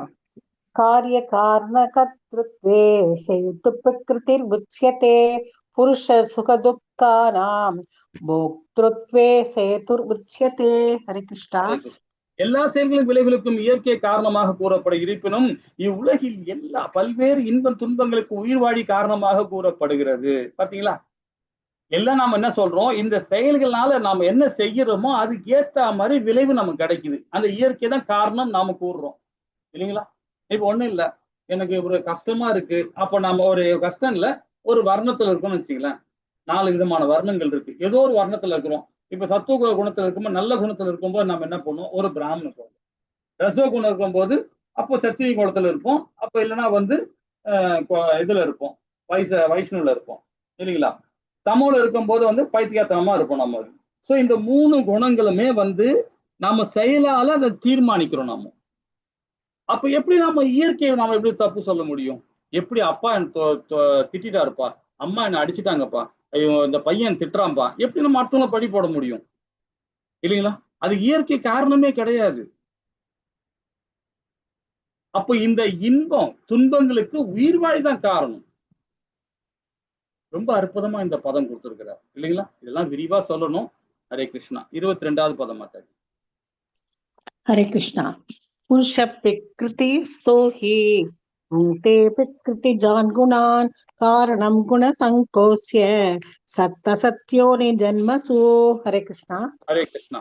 இவ்வாறாக ஜட இயற்கையில் உள்ள உயிர்வாழி இயற்கையின் முக்குணங்களுக்கான அனுபவித்துக் கொண்டு வாழ்வின் வழிகளை பின்பற்றுகிறான். இவை ஜட இயற்கையின் தொடர்பினால் ஏற்படுவை. இவ்வாறு பல்வேறு இனங்கள் இவன் நன்மை தீமையை சந்திக்கிறான். கரெக்ட் தானே? இன்னைக்கு எனக்கு கண்ணு தெரியல, காது கேட்கல, வாய் பேச வரல, கை ப்ராப்ளம் இருக்குது, கால் ப்ராப்ளம் இருக்குது, இதெல்லாம் எப்படி வரும்? இதுக்கு ஒரு கதையே இருக்கு. இதுக்கு ஒரு கதையே சொல்லிட்டே போலாம். நிறைய விஷயங்கள் இருக்கு இல்லைங்களா? இன்னைக்கு ஏன் விதுரர் வந்து யம தர்மராஜே விதுரனா பிறக்கிறார்? எங்க வர்றாரு? மகாபாரதத்துல வந்து பிறக்கிறார். விதுரரா வந்து பிறக்கிறார். யாரு? யம தர்மராஜா. ஏன் பிறக்கிறார்? ஒரு ஒரு முனிவர். அவரு குழந்தை பருவத்துல இருக்கும் போது ஒரு குத்து ஊசி வச்சு, அந்த எழுத்தாணி வச்சு ஒரு புழுவை வச்சு குத்தி குத்தி விளையாட்டு இருக்கார். அதனால வந்து அவர் ஒரு ஒரு பெரிய ப்ராப்ளத்துல போய் மாட்டிக்கிட்டார். ஒரு மன்னர் வந்து ஜெயிலு தூக்கி போட்டார் அவரை. ஜெயிலு தூக்கி போட்ட உடனே அவருக்கு அந்த துன்பத்தை, இது வரைக்கும் அவருக்கு அவர் அந்த மாதிரி பிரச்சனை எந்த தப்பும் பண்ணாத ஒரு பெரிய ஒரு மகான் அவர் ரிஷி. கடைசியில என்ன ஆச்சு, நேரா போய் காலங்கிட்ட போய் கேட்கிறார், ஏய் காலா, நான் என்னுடைய இதுல இது வரைக்குமே நான் எந்த தவறும் பண்ணாதவன், எனக்கு ஏன் ஒரு மன்னர் வந்து என்னை பிடிச்சி ஜெயில போட்டான், இதுக்கு என்ன ரீசன் சொல்லு அப்படின்னு கேட்கிறாரு. யாரு? தர்மர்கிட்ட போய் கேட்கிறாரு. யமதர்மன். அப்ப அவரு என்ன சொல்றாரு, நீ சின்ன வயசுல ஒரு எழுத்தாணியில வச்சு நீ வந்து என்ன பண்ண, அந்த புழுவை குத்தி குத்தி விளையாடின, அதனால உனக்கு இந்த தண்டனை உனக்கு கிடைச்சது அப்படின்னு சொல்றாரு. அதுக்கு அறியா பருவத்துல இருந்தவன் எனக்கு எனக்கு தண்டனையான்னு சொல்லிட்டு உடனே என்ன பண்றாரு, நீ தாழ்ச்சி குலத்துல பிறப்பாய் அப்படின்னு சொல்லிட்டு ஒரு சாபம் கொடுத்துடுறாரு. கொடுத்தவர் அவர் என்ன பண்றாரு, மகாபாரதத்துல விதுரரா வந்து பிறக்கிறார். எந்த வயசுல, சின்ன பிராயத்துல ஊசியில குச்சி விளையாடுறதுனால இந்த பிரச்சனை. அது மாதிரி நமக்கு கண்ணு கேட்கல, காது கேட்கல, கை வரல, கால் வரல, இதை பத்தி எல்லாம் கவலையே படாதீங்க. நாம செஞ்ச கர்மத்துக்கு அனுபவிக்கிறோம். இந்த அனுபவிச்சு ஆகணும், இது அனுபவிச்சு ஆகணும். அடுத்த பிறவி நமக்கு 100% முக்தி, 100% முக்தி. நல்லா புரிஞ்சுக்கும். இது வேதம் சொல்லுது, கருட புராணமும் இதான் சொல்லுது. உடல் ஊனமுற்றவங்க, பேச முடியாத இருக்கவங்க, இவங்க எல்லாமே இந்த வயசோட முடிச்சுப்பாங்க. அவங்க அந்த மாதிரி ஆளு நம்ம வீட்டுல பிறந்துட்டாங்க இருக்கிறாங்கன்னு வச்சுங்களேன், அவங்க தர்மவானவங்களாம். அடுத்த உடல் கிடையாது அவங்களுக்கு இல்லைங்களா? இதுதான் பகவான் இல்ல சொல்றார். ரொம்ப அற்புதமா சொல்றார். ஹரே கிருஷ்ணா. 23 மாதாஜி. हरे कृष्णा। उपद्रष्टानुमन्ता च भर्ता भोक्ता महेश्वरः परमात्मेति साप्युद्धो देहेऽस्मिन् पुरुषः परः। हरे कृष्णा। ஹரே கிருஷ்ணா. இருப்பினும் இவ்வுடல் மற்றொரும் இருக்கிறார். அவர் தெய்வீகமானவர், அவரே இறைவன், பரம உரிமையாளர், மேற்பார்வையிட்டு அனுமதி வழங்குபவர், பரமாத்மா என்றும் அறியப்படுவர். இந்த கோலத்தில் தான் எல்லாருடைய இதயத்திலும் பகவான் இருக்கிறார். ஒரு கையில பாத்தீங்கன்னா தாமரை, ஒரு பக்கத்துல பாத்தீங்கன்னா கடம், ஒரு பக்கத்துல சங்கு, ஒரு பக்கத்துல சக்கரம் வச்சுக்கிட்டு அழகா எல்லாருடைய இதயத்திலையும் வீட்டு இருப்பாரு இல்லைங்களா? நமக்கு எது நல்லது எது கெட்டதுன்னு அவருக்கு தெரியும். ஆனா அதை தீர்மானிக்கிறது யார் தெரியுமா? நாம தான், பகவான் இல்ல. பகவான் உள்ளதான் இருக்கிறார், பார்த்துக்கிட்டே இருக்கிறார், சாட்சி பரவ மாதிரி பார்த்துக்கிறார். நாம தான் தீர்மானிக்கிறோம். ஏன் நமக்கு சுதந்திரம் கொடுத்துருக்காரு பகவான், சுதந்திரம் கொடுத்துருக்காரு. நீ எப்படி வேணா வாழ்ந்துக்கணும் சுதந்திரம் கொடுத்துட்டார். எப்படி வேணா வாழ்ந்துக்கணும்னா நம்ம முறை தவறி வாழக்கூடாது இல்லைங்களா? அதுக்கும் அவரு சுதந்திரம் கொடுத்துருக்காரு. ஒருத்தன் நாத்திகம் பேசுறான்னா, நீ பேசுறா, நீ பேசு, இந்த லைஃப்ல தான் பேசிதான் ஆகணும், உனக்கு அந்த சாபக்கேடு, பேசு. என்ன குறை சொல்ல போறியா, மக்களை குறை சொல்ல போறியா, சொல்லிட்டு போ, எப்படியோ சாப்பிட்டு போ, அடுத்த பிறவி நீ தான் தீர்மானிக்கிற, நான் தீர்மானிக்கலன்ற சிம்பிளா சொல்லிட்டு போயிட்டே இருக்கிறார் இல்லைங்களா? அப்போ அனுமதி வழங்குபவரும் பரமாத்மா தான் என்று அறியப்படும் போதும் அவரே. 24 மாதாஜி. हरे कृष्णा। य एवं वेत्ति पुरुषं विकृतिं च गुणैः सह सर्वथा वर्तमानोऽपि न स भूयोऽभिजायते। हरे कृष्ण। ஹரே கிருஷ்ணா. ஜட இயற்கை உயிர் வாழி குணங்களுடான இவற்றை அறிவு ஆகியவற்றை பற்றி இந்த இந்த தத்துவத்தை புரிந்து கொள்பவன் நிச்சயமாக முக்தி அடைகிறான். அவனது தற்போதைய நிலை எவ்வாறு இருந்தாலும் சரி, அவன் மீண்டும் இங்கே பிறவெடுக்க போவதில்லை இல்லைங்களா? இந்த ஜட இயற்கை, இந்த உயிர் வாழி, இந்த குணங்கள், இவற்றை பற்றி அந்த உறவு இருக்கு பார்த்தீங்களா, அதை தெரிஞ்சுக்கணும். முதல்ல ஜட இயற்கைன்னு சொல்றது பௌதீகம், உயிர் வாழி ஆன்மீகம். இந்த ரெண்டுத்துக்கு உள்ள குணத்துக்கு தகுந்த மாதிரி உயிர் வாழி செயல்பட்டுச்சுன்னா அப்ப என்ன ஆகும்? துக்கம்தான் இல்லைங்களா? அந்த ஜட இயற்கையோட சம்பந்தப்பட்டு செயல்பட்டுச்சுன்னா அது துக்கம்தான். அடுத்த பிறவி அது என்ன கர்மா பண்ணுது, அதுக்கேற்ற மாதிரி உடல் கிடைக்க போகுது. இந்த தத்துவத்தை மட்டும் நம்ம புரிஞ்சுக்கிட்டோம்னு வச்சுக்கலாம், இந்த விஞ்ஞானம் மட்டும் புரிஞ்சுச்சுன்னா நம்ம கண்டிப்பா முக்தி தான். அதான் பகவான் சொல்றாரு. அப்போ வேதம் படிக்கிறது, சாஸ்திரம் பண்ணி இது தெரிஞ்சுக்கிறது, இதெல்லாம் முக்கியம் இல்லை. அதை நாம ஃபாலோ பண்ணணும், அதை செயல்ல கொண்டு வரணும். அப்பதான் அந்த ஞானம் கிடைக்கணும், அந்ததான் விஞ்ஞானம் புரியும் இல்லைங்களா? அதுதான் ஸ்ரீமத் பாகவதம் பாத்தீங்கன்னா, பரிசுத்த மகாராஜா ஏன் அவர்கிட்ட கேட்கிறார், நீ இறக்க போற, ஒரு வாரத்துல இறக்க போற, பகவானை பத்தி தெரிஞ்சுக்கோ, தெரிஞ்சுக்கிட்டு செயல்படு, அதுக்கேத்த மாதிரி செயல்படுனா உன் முக்தின்ற இல்லைங்களா? 25வது பதம். ஹரே கிருஷ்ணா மாதாஜி. हरे कृष्णा। ध्यानेनात्मनि पश्यन्ति केचिदात्मानम् आत्मना अन्ये सांख्येन योगेन कर्मयोगेन साबरे। हरे कृष्ण। ஹரே கிருஷ்ணா. ஹரே கிருஷ்ணா. தங்களுக்குள் இருக்கும் பரமாத்மாவை சிலர் தியானத்தாலும் அவர் ஞானத்தாலும் வளர்ப்பதால் வேறு சிலர் பலனை எதிர்பாராத செயல்கள் காண்கின்றனர். 3 விதமான தன்மை பாருங்க இல்லைங்களா? பரமாத்மா நமக்குள்ளதான் இருக்கிறான்னு நம்ம தெரிஞ்சுக்கிட்டோம் இல்லைங்களா? எப்படி பண்ண முடியும்? சிம்பிளா பண்ணலாம். பகவானுக்கு தியானம் பண்ணலாம் உட்கார்ந்த இடத்துல இருந்தே. ஏன் கோயிலுக்கெல்லாம் போகணும்? தேவையே இல்லை. நமக்குள்ளே கோயிலா நமக்குள்ளே உட்கார்ந்துட்டு இருக்காரு பகவான். நம்ம எப்படி கோயில போனா என்ன பண்ணுவோம்? ரொம்ப அழகா தண்ணி எல்லாம் தெளிச்சு, கோலம்லாம் சுத்த பெருக்கி இறுக்கி போட்டு தண்ணி தெளிச்சு கோலம் போடுவோம். கோலம் போட்டு பகவானுக்கு அலங்காரம் போடணும், இதெல்லாம் பண்றோம் இல்லைங்களா? அந்த சுத்தப்படுத்துறத நம்ம உடலை சுத்தப்படுத்தலாம், உள்புறமும் சுத்தப்படுத்தலாம், வெளிப்புறமும் சுத்தப்படுத்திட்டு நம்ம உடலை கோவில் ஆகிட்டோம்னு வச்சுக்கலாம், பரமாத்மாவை உணர முடியும். எப்படி உணர முடியும்? தியானத்தால. ஹரே கிருஷ்ணா மகாமந்திரம் சொல்ல வேணும் இல்லைங்களா? அது சொல்லும் போது இது ஒரு வழி. 2வது வழி என்ன? ஞானம். இது மாதிரி சத்சங்கத்துல கலந்துக்கிறது, ஸ்ரீமத் பாகவதம் படிக்கிறது, ஸ்ரீமத் பகவத்கீதைக்கு தெரிஞ்சுக்கிறது, இந்த மாதிரி சத்சங்கங்கள் ஆச்சாரிகள் மூலமா கேட்கப்படுற ஞானம். இது 2வது முறையில புரிஞ்சுக்கலாம். 3வது முறை பலனை எதிர்பார்க்காம செய்யறது செயல்ல. தன்னுடைய மனைவிக்கு செய்யற கடமை பகவானுக்கு செய்யற கடமை, கணவனுக்கு செய்யற கடமை பகவானுக்கு செய்யற கடமை, பிள்ளைகளுக்கு செய்யற கடமை பகவானுக்கு செய்யற கடமை, சமுதாயத்துக்கு செய்யற கடமை பகவானுக்கு செய்யற கடமை. இதை நம்ம கடமையா எடுத்து செஞ்சோம்னா பகவானை உணர முடியும். எதிர்பார்ப்பு இல்லாம செய்யணும். மனைவிக்கு செய்யணும், நம்ம செஞ்சா பின்னாடி மனைவி நம்ம ஹெல்ப் பண்ணுவாங்க, அந்த மைண்ட் செட்ல நீங்க பண்ணீங்கன்னா வீழ்ச்சிதான் அடைவோம். பிள்ளைய வளர்க்கறது நம்ம கடமை. அவன் சோறு போடணும், நம்ம நல்லா வச்சுக்கணும், 60 வயசு ஆச்சுன்னா நமக்கு கை கால் விழுந்துருமே அப்படின்னு சொல்லிட்டு வளர்த்தீங்கன்னா இதை விட பாவம் வேற எதுவுமே கிடையாது. அப்போ பகவான் மேல நம்பிக்கை இல்லை. நம்பிக்கை இல்லாதான் தன்னுடைய அடுத்த ஆத்மா மேல தொடர்பு இருப்பான். இதுதான் வேதம் சொல்லுது. யார் சப்போர்ட் இருக்கக்கூடாது. நம்ம சப்போர்ட்ல எப்படி இருக்கணும்னா, நாம தனி மனித ஒழுக்கத்தோட பகவானை நினைச்சு நாம செயல்படணும். பிள்ளைகள் காப்பாங்கன்னு நினைச்சோம்னா அப்போ நாம எதிர்பார்த்து செய்யறோம். அப்போ அந்த பரமாத்மாவை உணர முடியாது. இந்த 3 தன்மையில பகவானை உணர முடியும் இந்த பதம் சொல்லுது. இது ரொம்ப அழகா படிக்கலாம் அந்த பதத்தை. ஹரே கிருஷ்ணா. 26வது பதம். हरे कृष्णा। अन्ये त्वयेवम् अजानन्तः श्रुत्वान्येभ्य उपासते तेभिः साधिधरन्त्येव मृत्युं श्रुतिपरायणाः। हरे ஹரே कृष्णा। கிருஷ்ணா. வேறு சிலர் ஆன்மீக ஞானத்தாலும் ஆழ்ந்த அனுபவம் இல்லாத போதிலும் பிறரிடம் இந்த முழுமுழு கடவுளை பற்றி கேட்பதின் அடிப்படையில் அவரை வழிபட தொடங்குகின்றனர். இது எப்படி வரும்?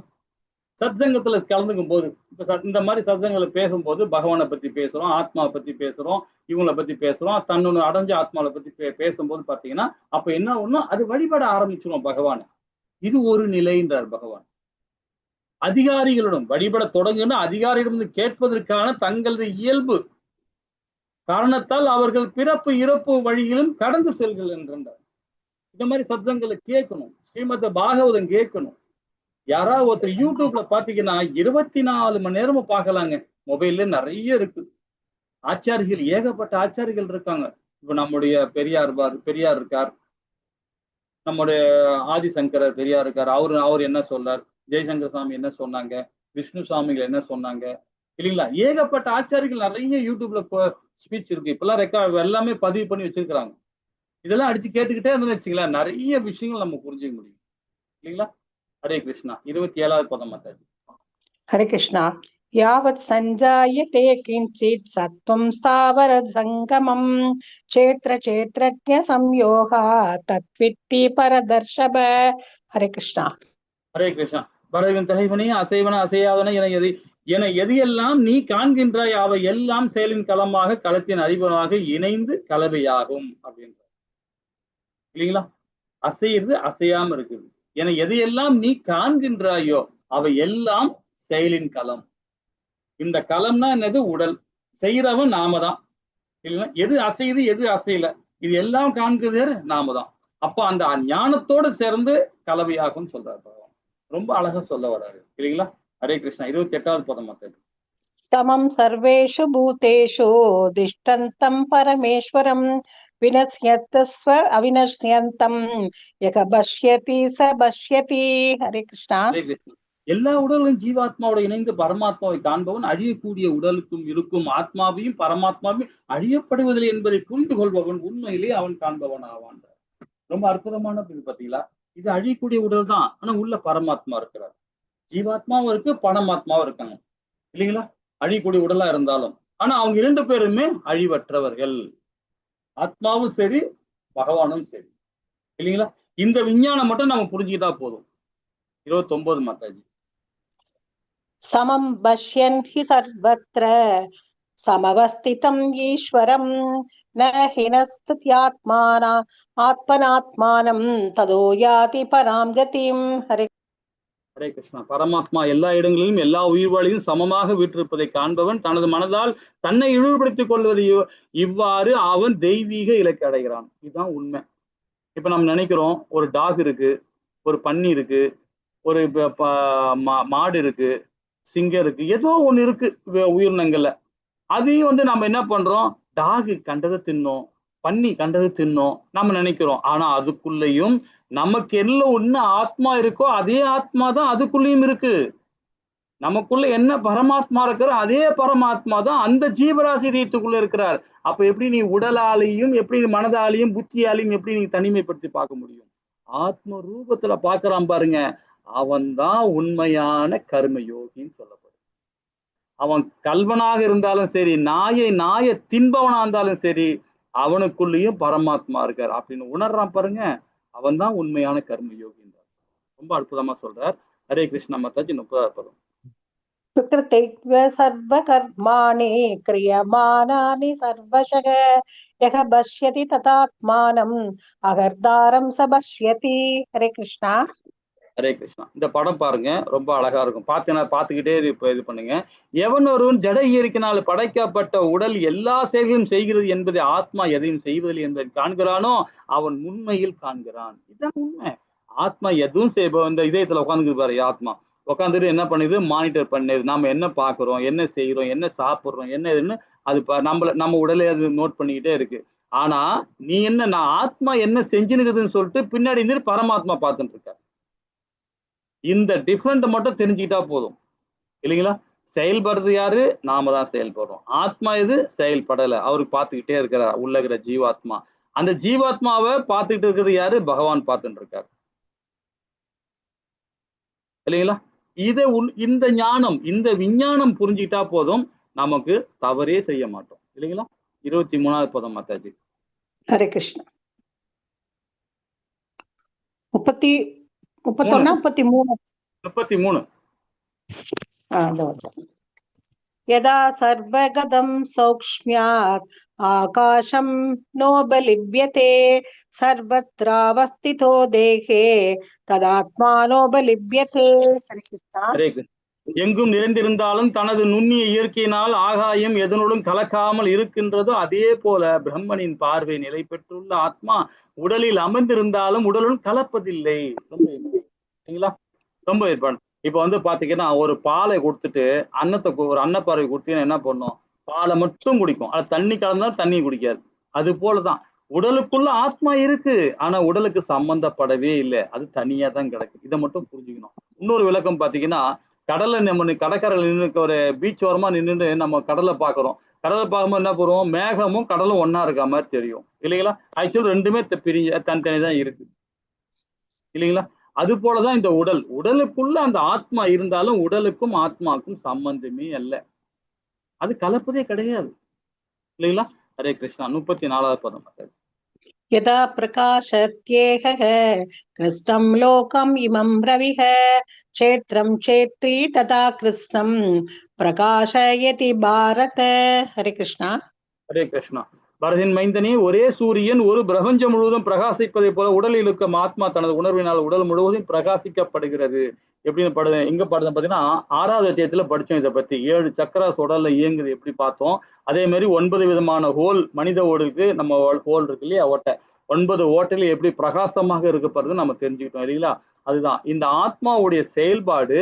அந்த செயல்பாடு ஏத்தா மாதிரி இந்த 24 மூலக்கூறுகள் செயல்பட்டதுன்னு வச்சுங்களேன், உடல் ரொம்ப பிரைட்னஸா இருக்கும். அப்பதான் பார்ப்பாங்க. ஒரு பக்திமான பாத்தீங்கன்னா, பகவானுடைய பக்திமான பாத்தீங்கன்னா ரோட்லயோ கோவிலையோ எங்கேயோ பாத்தீங்கன்னா அவன் மேல அவருக்கு பொலிவு கிடைக்கும். அவர்கிட்ட போனாவே வச்சுக்கலாம் ஒரு மாதிரி ஒரு எனர்ஜி கிடைக்கும். இப்ப சின்ன சின்ன குழந்தைகள் எல்லாம் வச்சு ஏன் பெரியவங்க மடிமை வச்சு விளையாடுறான்னு பாத்தீங்கன்னா, இயற்கையாவே நம்ம பேர பிள்ளைகளை வச்சு விளையாடணும். ஏன்னா தாத்தாங்க பாட்டிங்கெல்லாம் விளையாடுவாங்க. காரணம் என்னன்னு பாத்தீங்கன்னா, அந்த குழந்தைகிட்ட அவ்வளவு எனர்ஜி இருக்கும், அவ்வளவு எனர்ஜி இருக்கும். அந்த எனர்ஜி தன்னோட பேர பிள்ளைங்க மடியில உட்காந்துன்னு வச்சுக்கலாம், அந்த பெரியவாளுக்கு அந்த பெரியவங்களுக்கு பாத்தீங்கன்னா அவ்வளவு புத்துணர்ச்சி கிடைக்கும். அவங்களுக்கு இயற்கையாவே அது. நம்ம நினைக்கிறோம் அந்த குழந்தை பாசம், நம்ம தாத்தா பாட்டி பாசம் கொடுக்குறாங்க. பாசம் நான் இல்லைன்னு சொல்லல, அது இயற்கையாவே பாத்தீங்கன்னா அந்த குழந்தை கிட்ட வரும்போதுன்னா இன்னும் ஒரு 5 வருஷம் எக்ஸ்ட்ரா வாழ்வாங்க இல்லைங்களா? அது எங்க வருது? அந்த பிரகாசம், அந்த எனர்ஜி. அது போலதான் நம்ம உடல்ல அந்த 7 சக்கராஸ் இந்த 9 ஹோல் மூலியமா பிரகாசிக்கப்படுகிறது அந்த ஆத்ம செயல்பாடு மூலியமாக. அந்த ஆத்மா எதை செயல்படணும்? சச்சித்தானந்தமா பகவானுக்கு பக்தி கொடுக்கும் போதுதான் இந்த உடல் பாத்தீங்கன்னா அந்த 7 சக்கராசும் ரொம்ப அழகா இல்லைங்களா? கடைசி பதம் இது. ஹரே கிருஷ்ணா மாதாஜி. ஹரே கிருஷ்ணா. क्षेत्र क्षेत्रज्ञोर एवं अंतरम ज्ञान चक्षुषा भूत प्रकृति मोक्षम च ये विदुर्यान्ति देवरम. हरे कृष्णा. ஹரே கிருஷ்ணா. உடலுக்கும் உடலின் உரிமையாளனுக்கும் இடையிலான இந்த வேறுபாட்டை ஞான கண்களை கொண்டு அறிந்து ஜட இயற்கையின் பந்தத்திலிருந்து முக்தி பெறுவதற்கான வழிமுறையை புரிந்து கொண்டவர்கள் பரம இலக்கை அடைகின்றனர். ஒரு ஆங்கிள் எப்படி பகவானுடைய லோகத்துக்கு போகணுன்றத ரொம்ப அழகா சொல்றாரு பாருங்க. உடலாலையும் மனதாலையும் புத்தியாலையும் எப்படி செயல் பண்ணணும் இது சொல்ற பாருங்க. உடலுக்கும் உடலின் உரிமையாளனுக்கும், இந்த உரிமையாளன் யாரு? ஆத்மா. இன்னொரு ஆத்மா இன்னொன்னு இல்ல, பரமாத்மா. அப்ப இடையிலான இந்த வேறுபாட்டை ஞான கண்களால் இந்த புத்தி மூலியமா நம்ம உணர்ந்து அறிந்து ஜட இயற்கை பந்தத்திலிருந்து இந்த உடல் சம்பந்தப்பட்ட செயலிருந்து நம்ம விலகி இருந்து நம்ம பகவானுக்கு முழு நேரம் ஹரே கிருஷ்ணா மகாமந்திரம் சொன்னோம்னு வச்சுக்கலாம், இந்த வாழ்நாளே நம்ம முக்தி கிடைக்கும் இல்லைங்களா? ஹரே கிருஷ்ணா. இதோட இந்த அத்தியாயம் முடிக்கிறோம். அர்ஜுன் 6 விதமான கேள்வி கேட்டார் முதல் ஸ்லோகத்திலேயே. 2வது ஸ்லோகம் 7வது ஸ்லோகத்து வரைக்கும் இந்த உடல்னா என்ன, இந்த உடலை ஆள்பவன் யான் என்றத அந்த ஞானத்தை ரொம்ப அழகா விளக்கம் கொடுத்தார். அறிவிப்பதற்கான செயல்முறை கொடுத்தார். 8லிருந்து 12வது புறம் இந்த ஞானம்னா என்ன, நேயம்னா என்ன, இந்த பிரகிருதினா என்ன, இதெல்லாம் பத்தி ரொம்ப அழகா 26வது பதம் வரைக்கும் படிச்சோம். 27 35 பார்த்தீங்கன்னா ஞான சுகி பக்தி மார்க்கத்துல எப்படி நாமோ ஞானம் எப்படி கிடைக்கும்ன்றதும் ரொம்ப அழகா நம்ம தெளிவா படிச்சோம். हरे कृष्णा वांच कल्पतराय कृप सिंधु पहनानां भावनी वैष्णवियो नमो नमः जय श्री कृष्ण चैतन्य प्रभु नित्यानंद श्री अद्वैत गदाधर श्रीवासादि गौर भक्त वृंद हरे कृष्ण कृष्ण कृष्ण हरे हरे हरे राम राम राम हरे हरे ஏதாவது டவுட் இருந்தா கேட்கலாம் எல்லாரும் ஓடிட்டாங்களே இங்கதான் இருக்கிறோம் பொழுது हरे कृष्णा हरे कृष्णा माता जी प्रभु ஏதாவது டவுட் இருந்தா கேட்கலாம்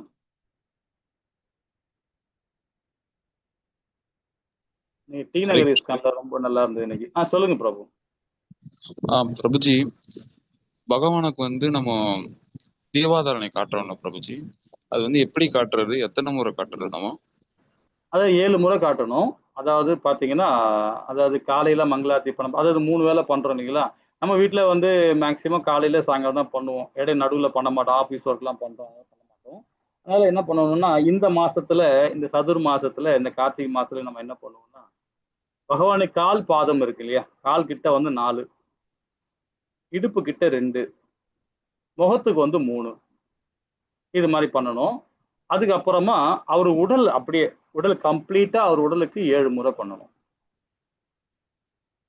கிளாக் வாய்ஸ்ல பண்ண ஹேண்ட் கிளாக் வாய்ஸ்ல பண்ணவே கூடாது கிளாக் வாய்ஸ்ல தான் பண்ணணும் அதே மாதிரி தாயார் பக்கத்துல இருந்தாங்கன்னா தாயாருக்கும் அதே மாதிரி பண்ணணும் இது இந்த சதுர் மாசத்துல அது மாதிரி பண்ணலாம் மற்ற நார்மல் மாசத்துல வந்து நார்மலாவே நீங்க அந்த மாதிரி பண்ண அவசியமே இல்லை 7 முறை பகவானுக்கு ஆராய்ச்சிட்டாவே போதும் எல்லா இதுக்கும் இப்போ வந்து நம்ம இப்போ நிறைய வீட்டெல்லாம் பார்த்தீங்கன்னா இப்போ நம்ம வீட்லயே பார்த்தீங்கன்னா எல்லா சாமியும் இருக்கும் என் ஒய்ஃப் வந்து பார்த்தா எல்லாத்தையும் வச்சிருவாங்க நிறைய சாமி இருக்கும் அப்போ எல்லாத்துக்கும் 7 முறை 7 முறை சுற்றின்னு இருக்க முடியாது இப்போ கோவில்ல பார்த்தீங்கன்னா இப்போ நம்ம கோவிலெல்லாம் இஸ்கான் கோவில்ல பார்த்தீங்கன்னா பகவான் இருப்பாங்க ராதை இருப்பாங்க சரிங்களா இந்த சைடில் கௌரவங்கா இருப்பார் நித்யானந்த பிரபு இருப்பார் இந்த சைடில் நரசிம்ம சாமி இருப்பார் சரிங்களா விக்கிரகம் இருக்கும் அதே பகவானுடைய விக்கிரகம் இருக்கும் சின்ன விக்கிரகம் அதாவது மூலவர் இருப்பார் அப்போ அந்த சைடில் வந்து துளசி தாயார் இருப்பாங்க அப்போ என்ன பண்ணுவாங்கன்னா எல்லா சாமிக்குமே வந்து 7 முறை சுற்றின்னு போயினே இருப்பாங்க அதுதான் சென்னை இஸ்கான்ல வந்து மங்களார்த்தி பண்றது பார்த்தீங்கன்னா குறைஞ்ச ஒரு 12 நிமிஷம் ஆகும் எல்லாருக்கும் 7 முறை காட்டணும் இல்லைங்களா ஹரே கிருஷ்ணா அப்ப நம்ம வீட்டு ஏகப்பட்ட சாமிங்கள் வச்சிருப்போம் கார்த்திகன் இருப்பார் விநாயகர் பெருமான் இருப்பார் பெருமாள் இருப்பார் எல்லா சாமியும் வச்சிருப்போம் நாம சிவன் வச்சிருப்போம் எல்லா சாமியும் வச்சிருப்போம் ஸோ எல்லாருக்கும் 7 முறை சுத்தணுமே இல்லைங்களா ஆனா வேதம் என்ன சொல்லுன்னா 7 முறை சுத்தணும் ஹரே கிருஷ்ணா பிரபு ஹரே கிருஷ்ணா பிரபு ஏதாவது டவுட் என்ன இருக்குங்களா ஹரே கிருஷ்ணா மாதாஜி பிரபு